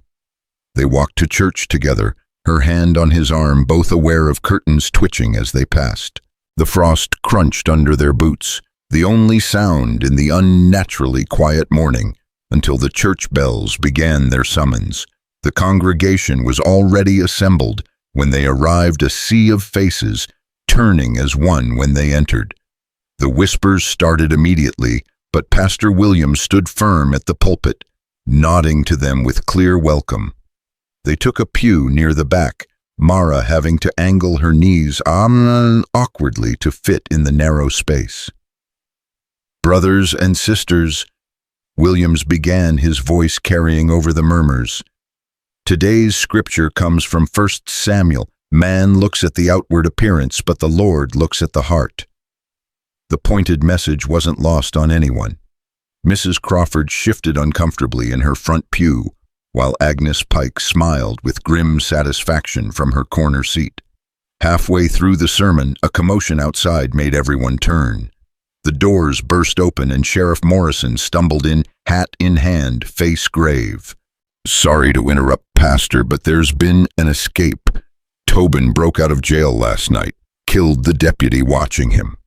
The church erupted in frightened voices. Eli was on his feet instantly, pulling Mara up with him. When? He demanded. Maybe 3 hours ago. We found Deputy Collins at dawn. Tobin took his guns, his horse. Could be anywhere by now. He'll come for us, Mara said quietly, but her voice carried in the sudden hush. He blamed us for his arrest. He'll want revenge. We've got men searching, Morrison said, but his voice lacked conviction. They all knew how vast the prairie was, how easy it would be for a desperate man to hide. "Continue the service," Eli told Williams. "We're going home to prepare." "I'm coming with you," Agnes announced, standing with surprising spryness. "If there's going to be trouble, you'll need medical supplies." "We'll come too," Mr. Brennan said, and several other men stood with him. "You helped our families. Time we returned the favor." As they organized into groups, Mara noticed Mrs. Crawford approaching hesitantly. I wanted to say," she struggled with words that clearly tasted foreign. "I was wrong about you, both of you. If you need another pair of eyes watching, or food, or anything." It was an apology wrapped in an offer of help, and Mara recognized the courage it took. "Thank you," she said simply. "Every pair of eyes helps." They returned home to find the chickens' agitated feathers scattered across the yard. The coop door hung open, though the birds were unharmed. A message, perhaps Tobin had been here, could have destroyed what they'd built, chose to wait instead. "He's toying with us," Eli said grimly, checking his rifle. "Or he's setting a trap," Agnes observed, "making us paranoid, jumping at shadows, wearing us down before he strikes." They spent the day fortifying boarding lower windows, setting up watch positions, creating clear fields of fire. The townsmen took shifts, but as night fell, most returned to their families, promising to come back at dawn. "Can't blame them," Eli said, as they watched the last wagon disappear. "They have their own to protect." "We have each other," Mara replied, checking the load on the Winchester. "That's enough for me." Agnes insisted on staying, setting up her medical supplies in the kitchen with grim efficiency. "I've treated gunshot wounds before, best to be ready." The first watch passed quietly. Eli took the second, insisting Mara rest, but sleep wouldn't come. She lay listening to every creak, every whisper of wind, wondering if it masked footsteps. Near midnight, she heard Eli's sharp whistle, their agreed warning signal. She grabbed the rifle and crept downstairs to find him at the front window, tension radiating from his posture. "Movement by the barn," he whispered. "Could be animals, but—" A flicker of light answered the question. Someone with a torch moving toward the hay storage. "He means to burn us out," Agnes hissed from behind them. "Not if I stop him first." Eli raised his rifle, but Mara caught his arm. "Wait, look closer." The figure with the torch was too small to be Tobin, moving with a familiar limp. "That's Cray," Eli breathed. "But he was arrested." "Unless he made a deal," Agnes said darkly. "Testified against Tobin in exchange for release, and now he's trying to prove loyalty by finishing Tobin's work." The torch flew through the air, landing in the hay. Flames erupted immediately, casting dancing shadows across the yard. But as Cray turned to run, another shadow separated from the darkness, massive, patient, deadly. Tobin. He'd used Cray as a distraction, letting him light the fire while everyone focused on the barn. Now he moved toward the house with purposeful strides, a rifle in his hands. "He's coming," Mara said, steadily, surprised by her own calm. "Eli, take the back door. Agnes, watch the windows. I'll hold the front." "Mara, no." "Trust me." She met Eli's eyes. "Trust us." He nodded once and disappeared toward the back. Mara positioned herself behind the heavy table they'd overturned as a barricade rifle steady on its surface. The front door exploded inward with a kick that spoke of terrible rage. Tobin stood silhouetted against the burning barn, looking like some demon risen from hell itself. "Where's Hart?" he roared. "Where's the coward hiding?" "Right here," Eli said from behind him, having circled through the back. "Drop the rifle, Tobin." Tobin spun, firing wild, the shot splintering the door frame inches from Eli's head. Eli dove aside as Tobin levered another round, but before he could fire again, Mara's shot rang out. The bullet caught Tobin's shoulders, spinning him around. He stumbled but didn't fall, rage seemingly stronger than pain. "You giant bitch." He swung his rifle toward her, but Agnes appeared from the kitchen, her old revolver barking twice. Tobin crumpled his rifle, clattering across the floor. He lay gasping, blood spreading beneath him, eyes still burning with hatred. Should have stayed in jail, Agnes said matter-of-factly, already moving to check his wounds with professional detachment. Gut shot and shoulder. He'll live if we get him treated, hang if he survives. Eli gathered Mara into his arms, both of them shaking with aftermath. You're all right. You're safe. We're safe, she corrected, holding him just as tight. Outside the barn, fire had drawn attention. Wagons and riders appeared, forming a bucket brigade. The fire was contained before it could spread. Through the barn was a total loss. Sheriff Morrison arrived with a posse, taking custody of both Tobin and Cray. As they loaded the wounded outlaw into a wagon, Tobin managed to lift his head, glaring at Mara with undiminished venom. This ain't over, he gasped. Others think like me. They won't let a giant and her keeper prosper. You'll see. The only thing we'll see is you hang. Morrison cut him off, signaling the driver to move. As dawn broke over the scorched yard, the townspeople gathered to help. Without being asked, they began clearing debris, salvaging what could be saved, already planning the barn raising that would follow. Community, Pastor Williams said, appearing with coffee and bread from the church. Real community isn't about everyone being the same. It's about standing together when darkness comes calling. Mrs. Crawford worked alongside everyone else, her dress sooty, her usual primness abandoned. When she passed Mara a cup of water, their eyes met. You protected this town, the older woman said quietly. You stood between us and evil. That makes you one of us no matter your size or circumstances. It was the closest to an apology Mara would get, but it was enough. As the sun climbed higher, Eli found Mara sitting on the porch steps, watching the community that had once rejected them, now working to rebuild what violence had destroyed. We survived, he said, sitting beside her. More than that, we won. Did we? The barn's gone. Tobin might have friends, the town still whispers. She silenced him with a finger to his lips. We're alive. We're together. The town is finally seeing us as people instead of oddities. That's victory enough for today. He caught her hand, pressing it to his cheek. When I saw him pointing that rifle at you. But he didn't shoot. We didn't let him. That's what partners do. Protect each other. Partners, he repeated, then shook his head. No, more than that. Mara Quinn, I want to marry you. The proposal came sudden as summer lightning, leaving her breathless. Eli, you don't have to. This isn't about having to. It's about wanting to. About making it clear to everyone, including ourselves, that this is permanent, real, that you're not my tenant or my partner, but my wife if you'll have me. She studied his face, seeing exhaustion and smoke stains, but also hope, love, determination. People will say you married a giant. Let them. I'll say I married the strongest, bravest, most beautiful woman in the territory. They'll say I trapped you somehow, that no normal man would.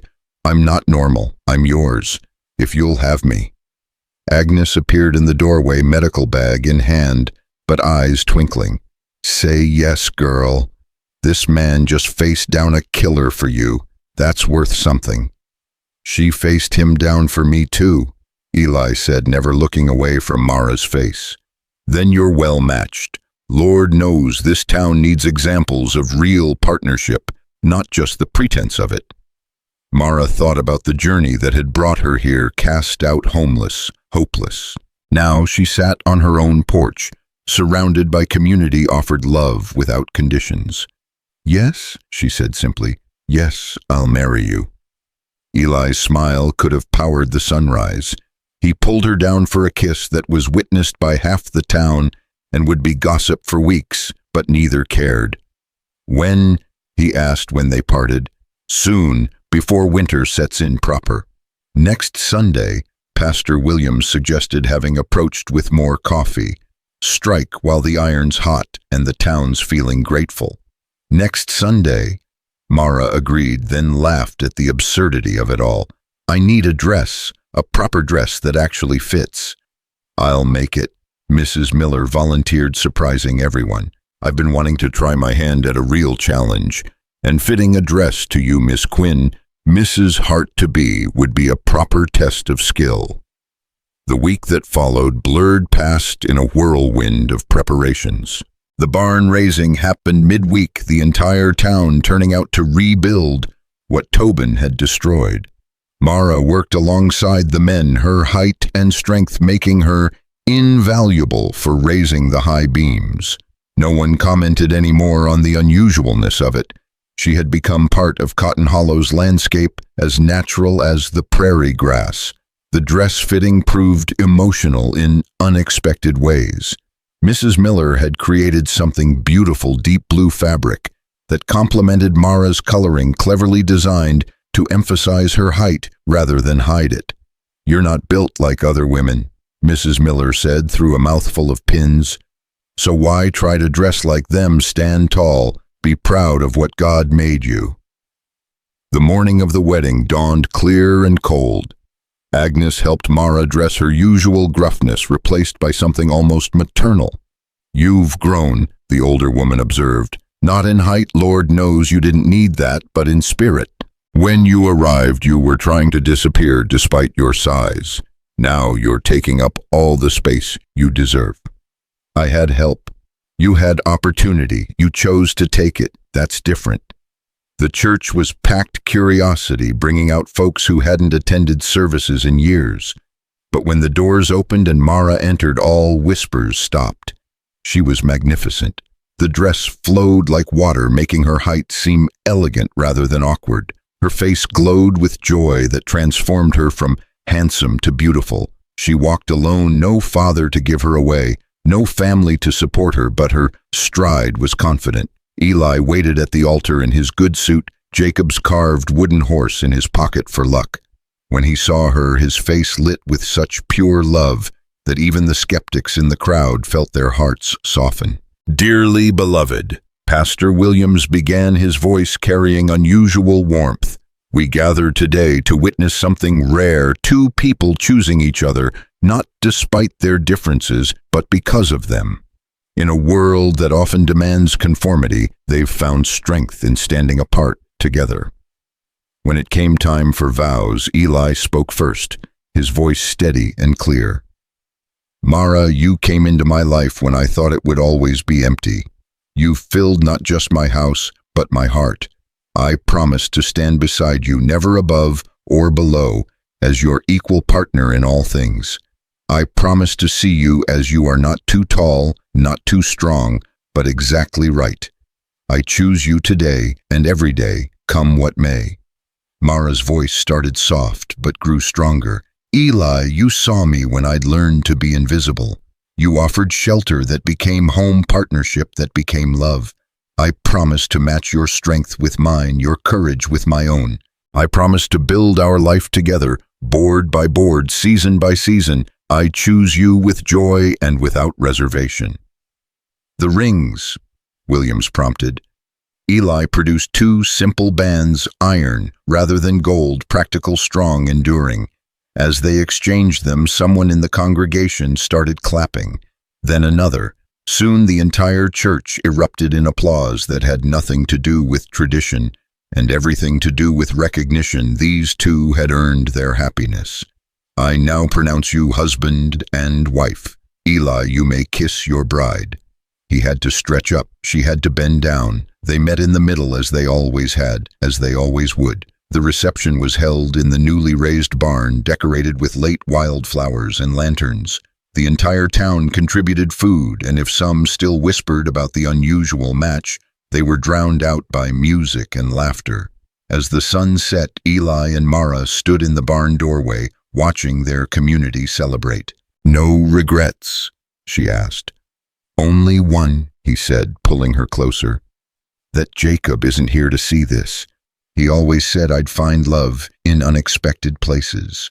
He was right. He usually was.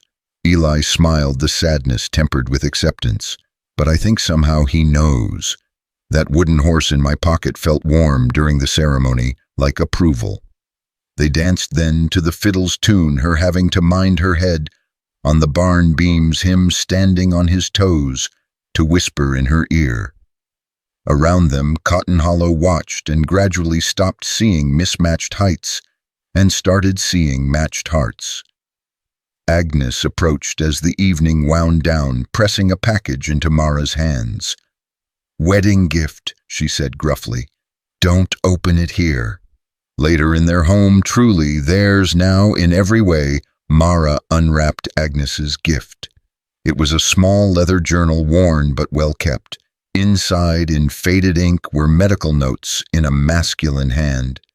"It was Jacob's," Eli breathed, recognizing the writing. "His medical journal. Agnes Howe. He gave it to me before that last run," Agnes's note explained. "Said if something happened to give it to whoever could use it best. Mara, you have healing hands. I've seen it. Learn from this. Become what this town needs." They spent their wedding night reading Jacob's words together, learning about the man Eli had lost, the knowledge he'd preserved. It was a gift beyond price, not just medical knowledge, but a connection to family, a bridge between past and future. As dawn approached, they lay entwined, Mara's head on Eli's chest, his fingers tracing patterns on her arm. "What now?" she asked. "Now we live, we work, we build, we face whatever comes together. The town might never fully accept us. Maybe not, but we've carved out our place. That's enough." She lifted her head to look at him. "I love you, Eli Hart. And I love you, Mara Hart." The name sounded strange and perfect, a new identity for a new life. Outside, a rooster crowed, announcing the dawn of their first full day as husband and wife. But even in their happiness, neither forgot Tobin's words. Others thought like him. This victory was complete, but perhaps not final. The prairie was vast, and prejudice had deep roots. For now, though they had this each other, their home, their hard-won place in Cotton Hollow, it was more than either had dared hope for when Eli had knelt to gather scattered coins from the dust. Sometimes the most unexpected blessings came disguised as disasters, and sometimes two broken people could build something whole. The morning sun painted their bedroom golden, and Mara felt a strange sensation in her belly, a flutter like butterfly wings. She placed her hand over the spot, wondering. It was too early to be sure, but perhaps— "What is it?" Eli asked, noticing her stillness. "Nothing. Maybe nothing. Maybe everything." He covered her hand with his understanding dawning in his eyes. "Really? I don't know yet, but Agnes would know. She always knows. We'll see her today.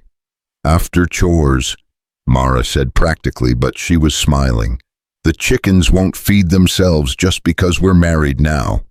They rose together, dressed together, began their first full day as the Harts. The town might whisper, troubles might come, but in this moment, in this morning light, they were complete.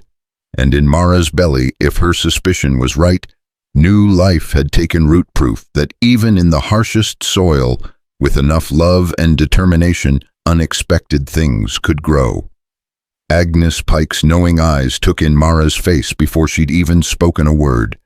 The older woman set down her teacup and gestured to the examination table in her small clinic, the morning light streaming through windows that rattled with November wind. "How late?" Agnes asked simply. 6 weeks, maybe 7. Mara's hands trembled as she smoothed her skirt. "But that's not unusual for me. Never been regular since I started growing so tall." Agnes's hands were gentle but thorough in their examination, her face giving nothing away. Finally, she stepped back, a small smile creasing her weathered features. "Well, Mrs. Hart, seems you and Eli didn't waste any time. You're carrying." The words hit Mara like a physical blow. Joy and terror warred in her chest as she pressed both hands to her still flat belly. "But Agnes, what if the baby takes after you in size?" Agnes's voice was matter-of-fact. "Then we'll handle it. I've delivered hundreds of babies, all sizes and situations.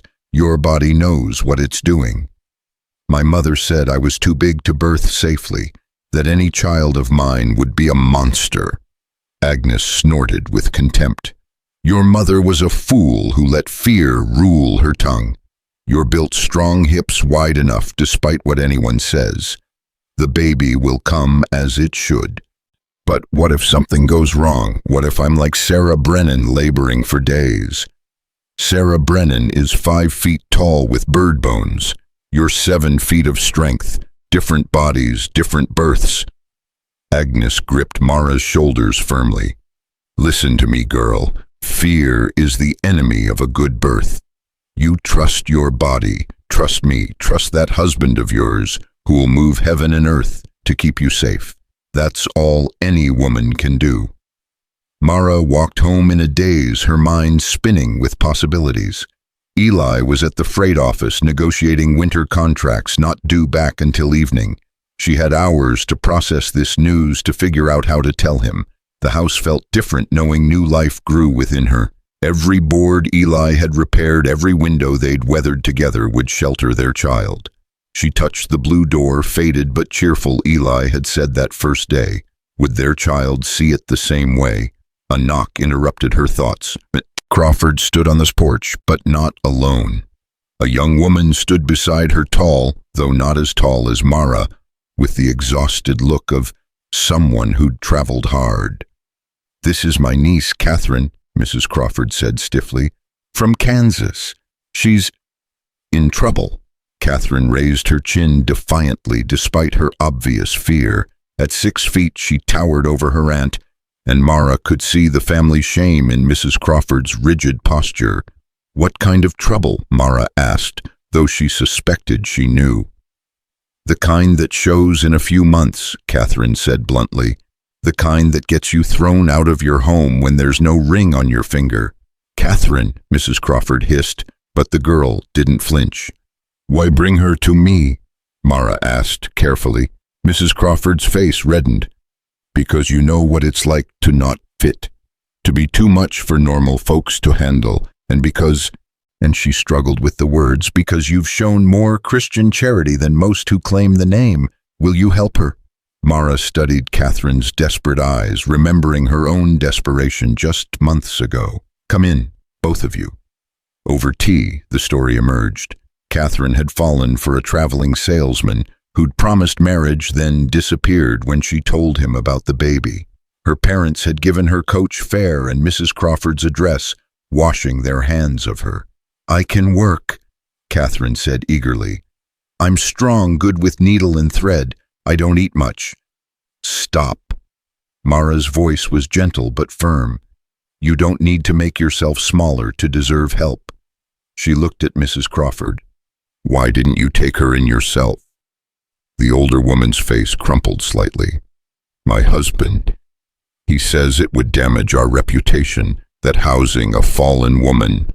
But you're fine with me housing her. Your reputation is different, already unusual. And you have the room with the barn rebuilt and all." Mara wanted to be angry at the hypocrisy, but she saw the genuine anguish in Mrs. Crawford's face. The woman was trapped between compassion for her niece and fear of her husband's wrath. "She can stay," Mara decided, "but not as charity, as help.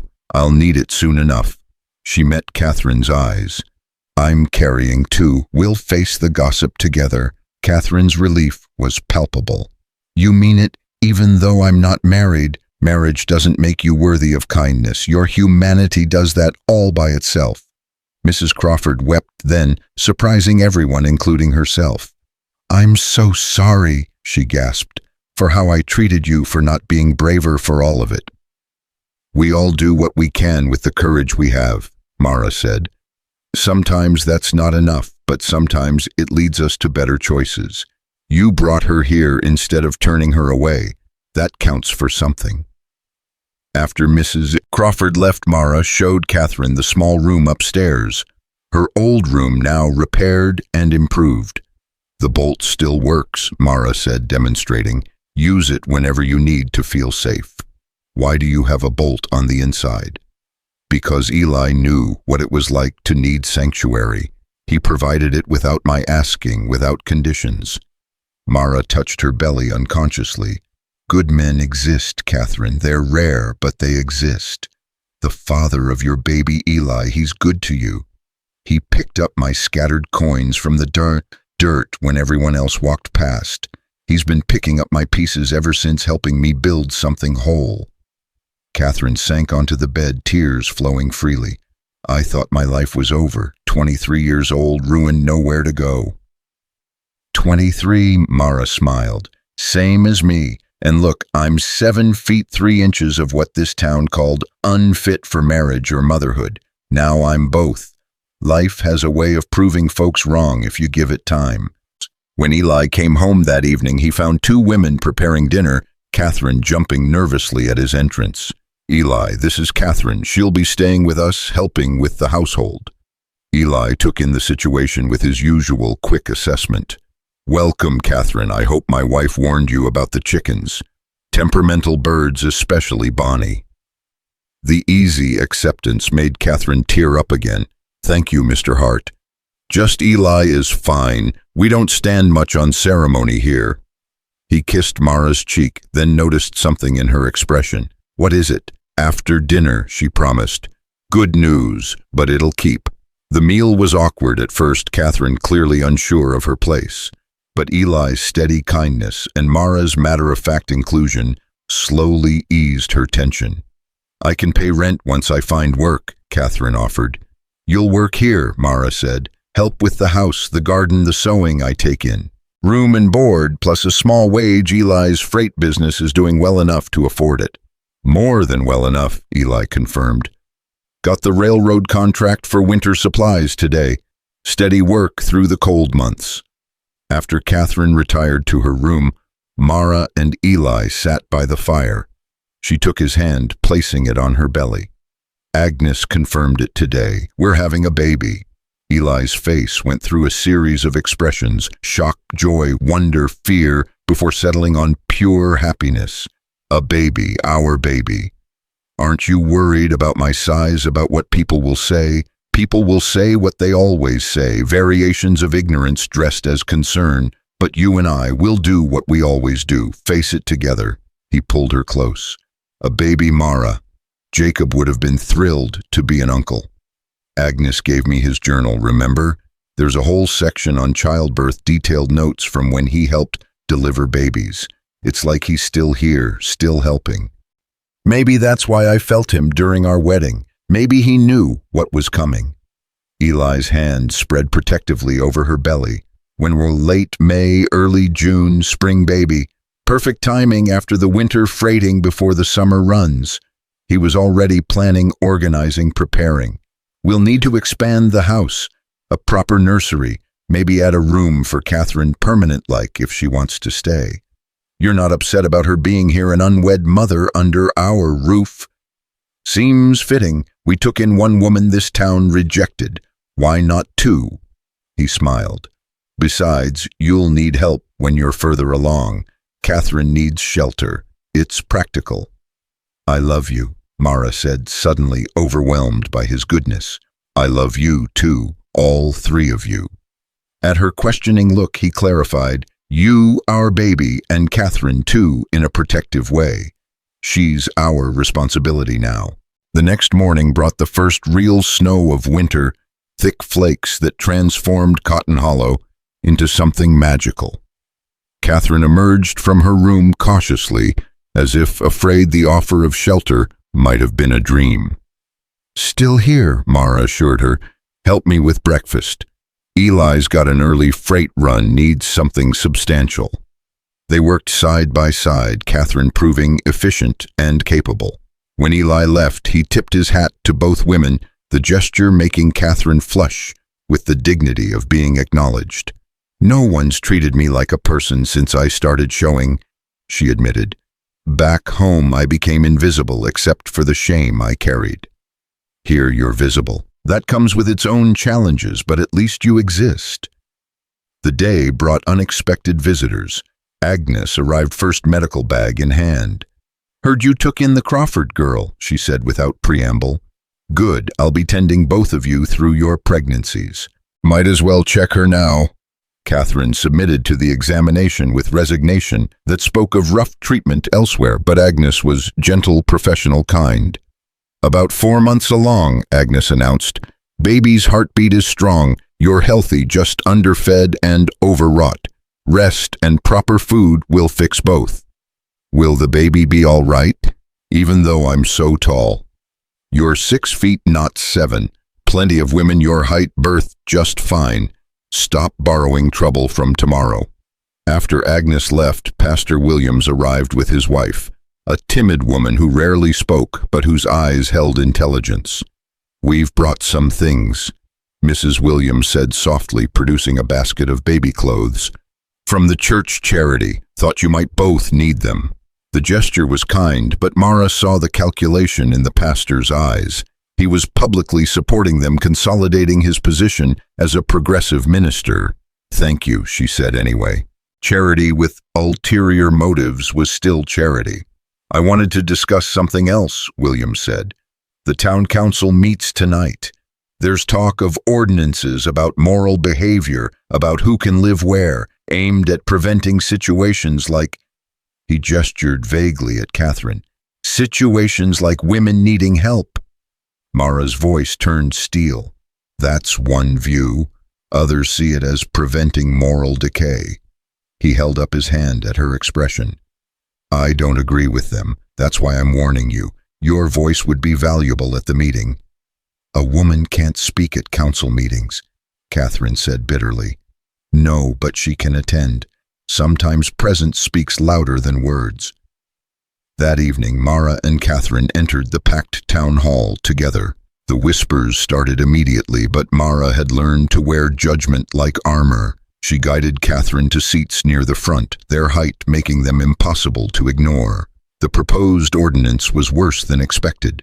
No unmarried women living with families not their own. No women with questionable moral character within town limits. It was aimed at Catherine but would affect any woman deemed undesirable. "This is about maintaining proper Christian values," Councilman Fletcher argued, his eyes fixed on Catherine with obvious disgust. "Christian values." Agnes stood, her small frame radiating fury. "Christ ate with prostitutes and tax collectors. He protected the woman caught in adultery. What you're proposing ain't Christian. It's cowardice dressed in scripture." "Women don't have speaking rights here," Fletcher snapped. "Then I'll speak." Eli had arrived, still dusty from his freight run. "As a property owner and business owner, I have that right." He moved to stand beside Mara's chair, his hand on her shoulder. "You want to legislate morality? Fine. Let's discuss the married men who visit the saloon girls. Let's discuss the council member who waters his whiskey and sells it as full strength. Let's discuss the businessman who shorts his workers' pay and calls it overhead." His voice never rose, but each word hit like a hammer. "Or is it only women's morality that concerns you?" "This is different," Fletcher started. "You're right, it is different. Those men harm others with their choices. Catherine harmed no one. She trusted the wrong man, a mistake half this room has made in business, if not in love." Mr. Brennan stood. "Hart's right. We've all made mistakes, trusted wrong, failed somehow. Difference is most of us got second chances. These women deserve the same." The debate raged for another hour, but the tide had turned. When the vote came, the ordinance failed by 2 votes. Not a landslide, but enough. Walking home through the snow, Catherine wept with relief. "I thought they'd throw me out, make me leave tonight." "Not while we're here," Mara said firmly. "This is your home now for as long as you need it. Why do you care so much? You barely know me." Mara thought of those first days, Eli's inexplicable kindness, the slow building of trust and hope. "Someone gave me a chance when I deserved nothing but judgment. I'm just passing it forward." That night, as snow piled against the windows, Eli pulled Mara close in their bed. "You were brave tonight, standing up like that. I sat down the whole time. You know what I mean. Your presence, your dignity. You showed them what courage looks like. I learned from you, the way you stood up for us. We make a good team. The best." She shifted his hand, finding her belly automatically. "Do you think the baby heard all that arguing? If it did, it learned its parents don't back down from a righteous fight." What if it's a girl? What if she's tall like me? The world's so cruel to women who don't fit the mold. Then we'll teach her what we've learned. That fitting the mold is less important than building your own space. He kissed her temple. Besides, with you as her mother and Agnes as her surrogate grandmother, any daughter of ours will be fierce enough to handle whatever comes. A crash from downstairs made them both freeze. Then Catherine's scream pierced the night. They flew down the stairs to find the kitchen window smashed a rock with a note lying among the glass shards. Catherine stood pressed against the wall, trembling. "Are you hurt?" Mara checked her quickly for cuts. "No, just scared. It came out of nowhere." Eli picked up the note, his face darkening as he read, "Get the whores out or we'll burn them out." "Tobin has friends," Mara said quietly. "He warned us. Tobin's in jail awaiting trial. His ideas aren't." They spent the rest of the night boarding the window cleaning glass, trying to calm Catherine's hysteria. By dawn, word had spread. Agnes arrived with Sheriff Morrison, both grim-faced. "This can't continue," Morrison said. "I'll post a deputy watch, but you can't protect us forever," Eli finished. "We know." "There's something else," Agnes said. "I delivered the Cray baby this morning. The mother was delirious with fever, said things. Mentioned Tobin had more than friends. He had a partner, someone respectable, someone no one would suspect. Who, she didn't know or wouldn't say. But Eli, they're not done with you, with any of you." Mara felt the baby flutter inside her too early to be real movement, but she felt it anyway, a reminder of what they were protecting, what they were building. "Then we'll be ready," she said, surprising herself with her steadiness. "We've faced worse and survived." "This is my fault," Catherine said miserably. "If I leave, then they win." Mara cut her off. "And they'll just find another target. No, we stand together or we fall apart. That's how it works." Eli was studying the rock, turning it over in his hands. "This isn't local stone, it's limestone, like from the old quarry. Only a few people have access to that land now." "Fletcher," Morrison breathed. "Councilman Fletcher bought that land last year." The pieces clicked together with sickening clarity. Respectable Fletcher with his moral ordinances and righteous anger, working with criminals to enforce his narrow view of propriety. "Can you prove it?" Eli asked. "Not from just a rock, but it's a start." Morrison pocketed the stone. "I'll investigate quiet-like. Meanwhile, you all be careful. If Fletcher's involved, this is bigger than we thought."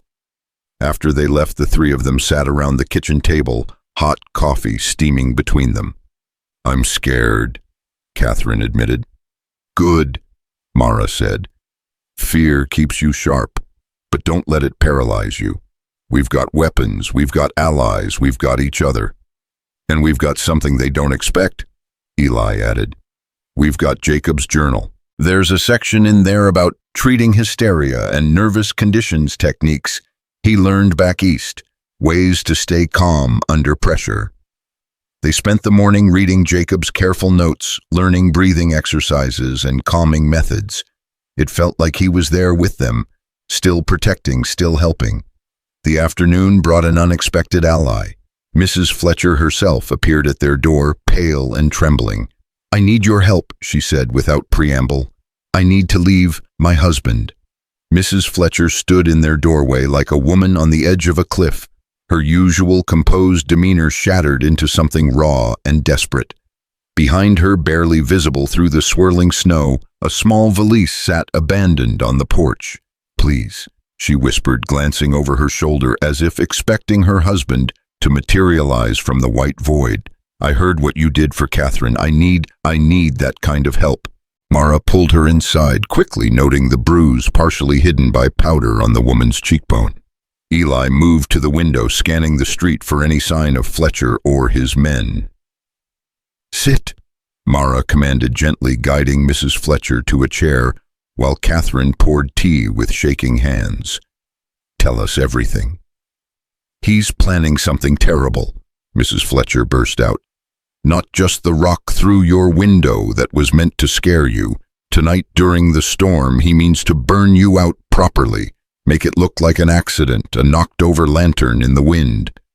How do you know this? Eli's voice was steady, but his knuckles were white against the window frame. I heard him talking to someone in his study. A man with a rough voice said Tobin promised him money for finishing what he started. My husband, she choked on the word, he's been funding Tobin's gang all along. The robbery that killed your brother, Mr. Hart Fletcher, bankrolled it for a share of the take. The silence that followed was deafening. Eli turned from the window, his face carved from stone, and Mara saw murder in his eyes for the first time. Eli, she said quietly, a warning and a plea wrapped in his name. He knew, Eli said, voice deadly soft. Fletcher sat in church, shook my hand at Jacob's funeral, knowing he'd paid for my brother's death. There's more, Mrs. Fletcher continued, tears streaming down her face. The ledger in his safe, it lists everything.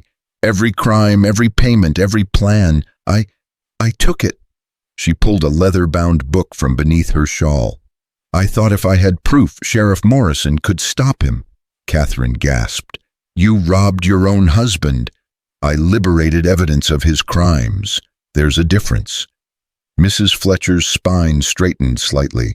20 years I've lived with that man, watching him preach morality while practicing evil. When I heard him planning to hurt pregnant women, innocent people who've shown more Christianity than he's ever possessed, I couldn't stand by anymore. Eli took the ledger with hands that trembled slightly, flipping through pages of damning evidence. Names, dates, amounts, a catalog of corruption that reached far beyond Cotton Hollow. This mentions a judge in Bismarck, he said slowly. The railroad commissioner. Half the territorial government is in here. That's why he felt untouchable, Mrs. Fletcher said. Who would believe a freight hauler and a giant woman against such powerful men?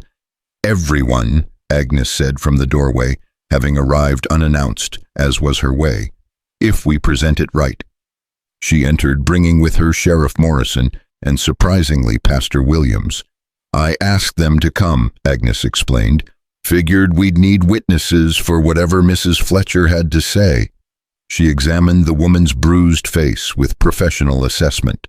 That fresh this morning, when I questioned the moral ordinance, suggested it was too harsh.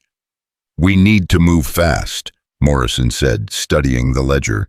If Fletcher realizes this is gone... A sound like thunder shook the house, but it wasn't storm, it was the front door being kicked open. Fletcher stood there, flanked by 3 men, rage distorting his features into something inhuman. Where is she? He roared. Where's my treacherous wife? Right here, Mrs. Fletcher said, standing with surprising courage. And I'm not your wife anymore. I'm done being property. Fletcher lunged for her, but Eli intercepted him. The 2 men crashing into the wall. The hired men started forward, but Mara had the Winchester up and aimed before they'd taken 2 steps. Move and I'll drop you where you stand, she said calmly. I've gotten quite good with this rifle. Ask anyone. You wouldn't dare, one of them sneered. She shifted her aim slightly and fired the bullet, taking off the man's hat without touching a hair on his head. Next one goes lower. Morrison had his pistol out now, badge prominent. Everyone calm down. Fletcher, you're under arrest for conspiracy, robbery, and murder. You can't arrest me on the word of a hysterical woman and a giant freak. No, Morrison agreed. But I can arrest you based on this ledger, which details your crimes in your own handwriting. He held up the book. Amazing how arrogant men document their own sins. Fletcher went white. That's theft. She stole from me. Actually, Pastor Williams interjected. Under territorial law, a wife can't steal from her husband because legally she owns nothing. So either she's your property and the ledger is yours, making you guilty of what's written there, or she's a person with rights. In which case your whole worldview crumbles. Choose. The philosophical trap was elegant, and Fletcher saw it. His face purpled with fury, but before he could respond, one of his hired men made a fatal error. He went for his gun. The room exploded into chaos. Mara's rifle cracked again, sending the man's pistol spinning away along with two of his fingers. Agnes surprisingly produced a derringer from her medical bag and held it steady on the second man. Catherine had grabbed a cast-iron pan and stood ready to brain anyone who came near, but it was Mrs. Fletcher who ended it. While everyone focused on the weapons she'd retrieved, something from her valise, a small bottle that she held high. "Laudanum," she announced. "Enough to kill everyone in this room if I pour it in the water pitcher and serve it. So here's what's going to happen. These men are going to leave. My husband is going with the sheriff, and I'm staying here with the only people in this town who've shown me true kindness." "You wouldn't," Fletcher gasped. 20 years of your cruelty says I would." Her hand was perfectly steady. "I've been dead inside for so long, actual death seems like a small step." The bluff, if it was a bluff, worked. Fletcher's hired men backed away, and Morrison quickly shackled the councilman. "This isn't over," Fletcher snarled as he was dragged away. "I have friends' influence, had," his wife corrected, past tense. "That ledger will destroy everyone who helped you." She lowered the bottle hands, finally shaking. "Goodbye, Harold. May God have more mercy on you than you showed others." After they were gone, the women collapsed into chairs while Eli barricaded the broken door. The adrenaline was wearing off, leaving them all shaky. "Was it really poison?" Catherine asked, eyeing the bottle. "No," Mrs. Fletcher admitted. "It's stomach tonic." But Harold never could tell the difference between medicine and poison. Ironic, really. Despite everything, Mara laughed, a release of tension that spread to the others until they were all laughing, perhaps a bit hysterically, at the absurdity of their triumph. "You'll stay here," Mara said when they'd calmed. "As long as you need. I can pay. Harold kept money hidden, thought I didn't know. I took that too." "Good," Eli said firmly. "You earned every penny living with that monster." Agnes examined everyone for injuries, clucking over scraped knuckles and powder burns. "You all fought well, like a proper family defending their own." Family. The word resonated through the room, binding these disparate souls together. They were family, now chosen, forged in conflict, stronger for their strangeness. That night, as the storm raged outside, they sat together planning. The ledger would go to federal marshals, Agnes knew, men above Fletcher's influence. Mrs. Fletcher would file for divorce on grounds of abuse and criminal behavior. Catherine would stay through her pregnancy and beyond if she wished. "What about the baby's father?" Mrs. Fletcher asked Catherine gently. "Any chance he'll return?" "None. He was married already, I learned later. I was just entertainment while he traveled." "Then we'll be your family," Mara said firmly. "All of us. This house has room for everyone who needs it." Eli squeezed her hand. Jacob would love this. His house becoming a haven for the rejected. He always said the best families were the ones you chose. "Speaking of family," Agnes said with her characteristic timing, "both you pregnant women need to start preparing. Spring babies mean winter preparation. I've got a list." The normalcy of baby preparation after attempted murder was jarring but necessary. They needed to believe in a future beyond crisis. Over the following weeks, Fletcher's arrest sent shockwaves through the territory. The ledger implicated dozens of officials, leading to arrests that reached all the way to the territorial capital. Cotton Hollow found itself at the center of a corruption scandal that made national newspapers. "Look at this," Catherine said one morning, reading from a paper that had arrived on the weekly coach. "Giant Woman and Allies expose territorial corruption ring. They make you sound like a hero, Mara." "We're all heroes," Mara corrected. "Every one of us stood up when it mattered." Her pregnancy was showing now a gentle swell that made her already imposing figure somehow softer. Eli couldn't keep his hands off her belly, constantly marveling at the movement within. "Active baby," Agnes noted during an examination. "Strong heartbeat, good position, everything's perfect." "Feels huge," Mara admitted, "like it's taking up all the room in there." "All babies feel huge to their mothers. Your size actually gives you more room, not less. Trust your body. Catherine's pregnancy was also progressing well, though she struggled with melancholy as her due date approached. "What if I'm a terrible mother?" she confided to Mara one evening as they sewed baby clothes. "I don't even have a husband to help." "You have us," Mara reminded her, "and terrible mothers don't worry about being terrible, they just are." Mrs. Fletcher, who now insisted on being called Margaret, had transformed in the weeks since leaving her husband. The mousy, frightened woman had become someone formidable, managing the household accounts with precision and teaching both younger women skills they'd never learned. "Bread making is about patience," she explained, showing them how to knead properly. "Like freedom, you work at it steady, give it time to rise, and eventually you have something nourishing." The divorce proceedings were scandalous but successful. Fletcher, facing life in prison, didn't contest it. Margaret emerged legally free, financially secure, and determined to rebuild. "I'm 43 years old," she said one day. "Too old for children, too young to just fade away. What do I do with the rest of my life?" "Whatever you want," Mara said simply. "That's the gift of freedom choice." Spring came early that year, the prairie exploding with wildflowers that painted the landscape in impossible colors. Mara's belly was huge now, making simple tasks challenging, but she refused to be confined, still tending chickens, still standing tall despite the weight she carried. The first labor pains came at dawn, 3 weeks before Agnes's predicted date. Mara woke to wetness and cramping, immediately knowing what was happening.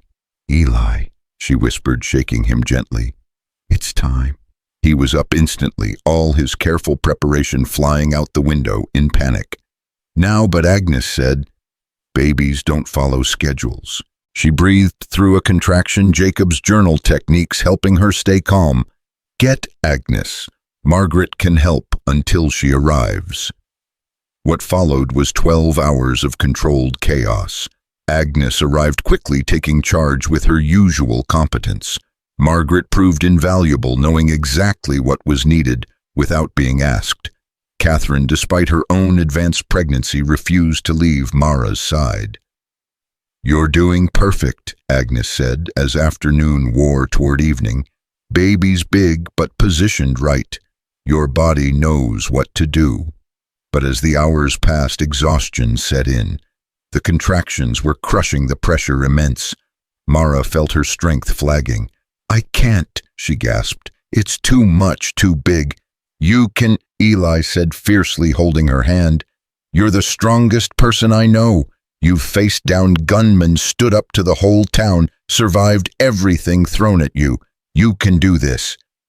"The baby's coming now," Agnes announced. "One more push, Mara, just one more." With a roar that shook the windows, Mara pushed with everything she had left. The baby emerged in a rush, immediately screaming its protest at the bright world. "Girl," Agnes announced, clearing the baby's airways. "Big, healthy girl." She was indeed big, nearly 10 pounds, but perfect. 10 fingers, 10 toes, and her father's eyes looking up at Mara with unfocused wonder. "Ruth," Eli said softly, "after my mother, if that's all right." "Ruth Margaret Catherine Hart," Mara said, looking at the 2 women who'd become her sisters, named for all the strong women in her life. Both women were crying, Margaret openly, Catherine trying to hide it. Agnes just nodded approvingly. "Good name for a fighter, and she'll need to be tall as she'll likely grow. She'll be perfect whatever size she is," Eli said firmly, holding his daughter like she was made of spun glass. 3 days later, Catherine went into labor. Having witnessed Mara's delivery, she was terrified but determined. Her labor was faster but more painful, the baby positioned wrong. "Breech," Agnes muttered, her usual calm cracking slightly. "This is going to be tricky." For hours they worked, Agnes manipulating the baby while Catherine screamed. Mara barely recovered herself, held Catherine's hand and coached her through Jacob's breathing techniques. "I'm going to die," Catherine gasped. "The baby. No one's dying on my watch." Agnes said firmly. "I've delivered breech babies before. Trust me." As dawn broke, Catherine's son was born small but healthy, crying lustily once Agnes got him breathing. "He's beautiful." Catherine wept, holding him for the first time. How can something so perfect come from such a mistake? Because mistakes can become miracles, Margaret said softly. Look at all of us rejects and outcasts who became family. They named him Jacob Eli, honoring the men who'd made their unlikely family possible, one through his sacrifice, one through his courage. The town's reaction to the births was mixed, but generally positive. 2 healthy babies born to the household, everyone watched with fascination. Pastor Williams baptized both children, making a point about God's love being inclusive, not exclusive.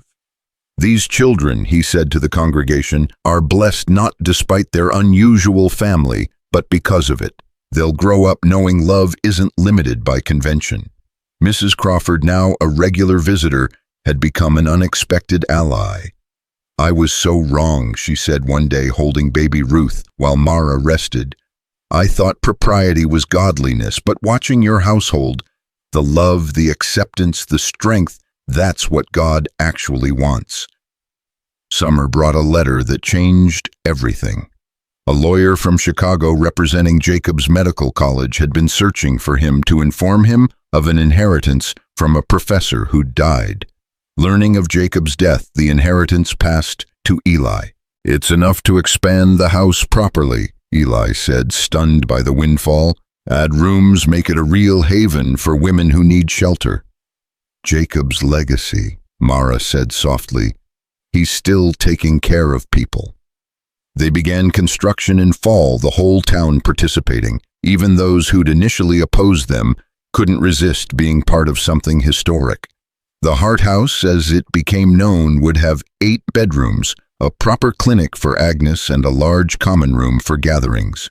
It's not just a house, Catherine said, watching the walls go up while nursing Jacob Eli.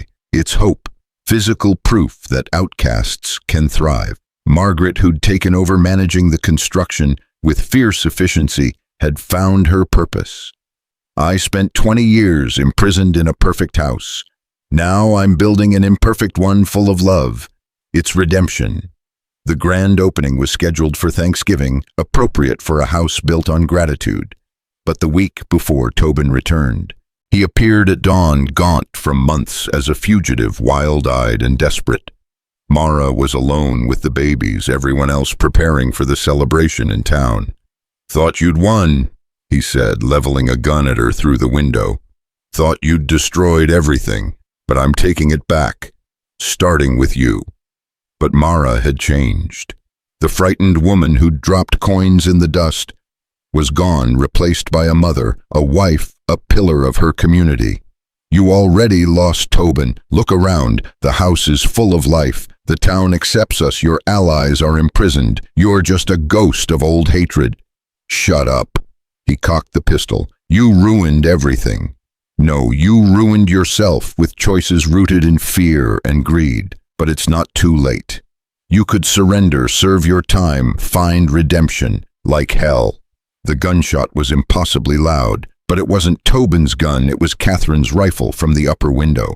The bullet took Tobin in the shoulder, spinning him to the ground where Sheriff Morrison and his deputies, alerted by Margaret, quickly subdued him. Nice shot, Morrison complimented Catherine. I've been practicing, she said shakily. Mara taught me, said every woman should know how to defend what's hers. Tobin was taken away this time to federal prison, where escape was impossible. His capture marked the end of organized resistance to the Hart household. Thanksgiving arrived with the first snow-soft flakes that made Cotton Hollow look like a fairy tale. The Hart house stood complete rooms, already filling with women seeking shelter and hope. The celebration brought the whole town. Long tables groaned under the weight of contributed dishes.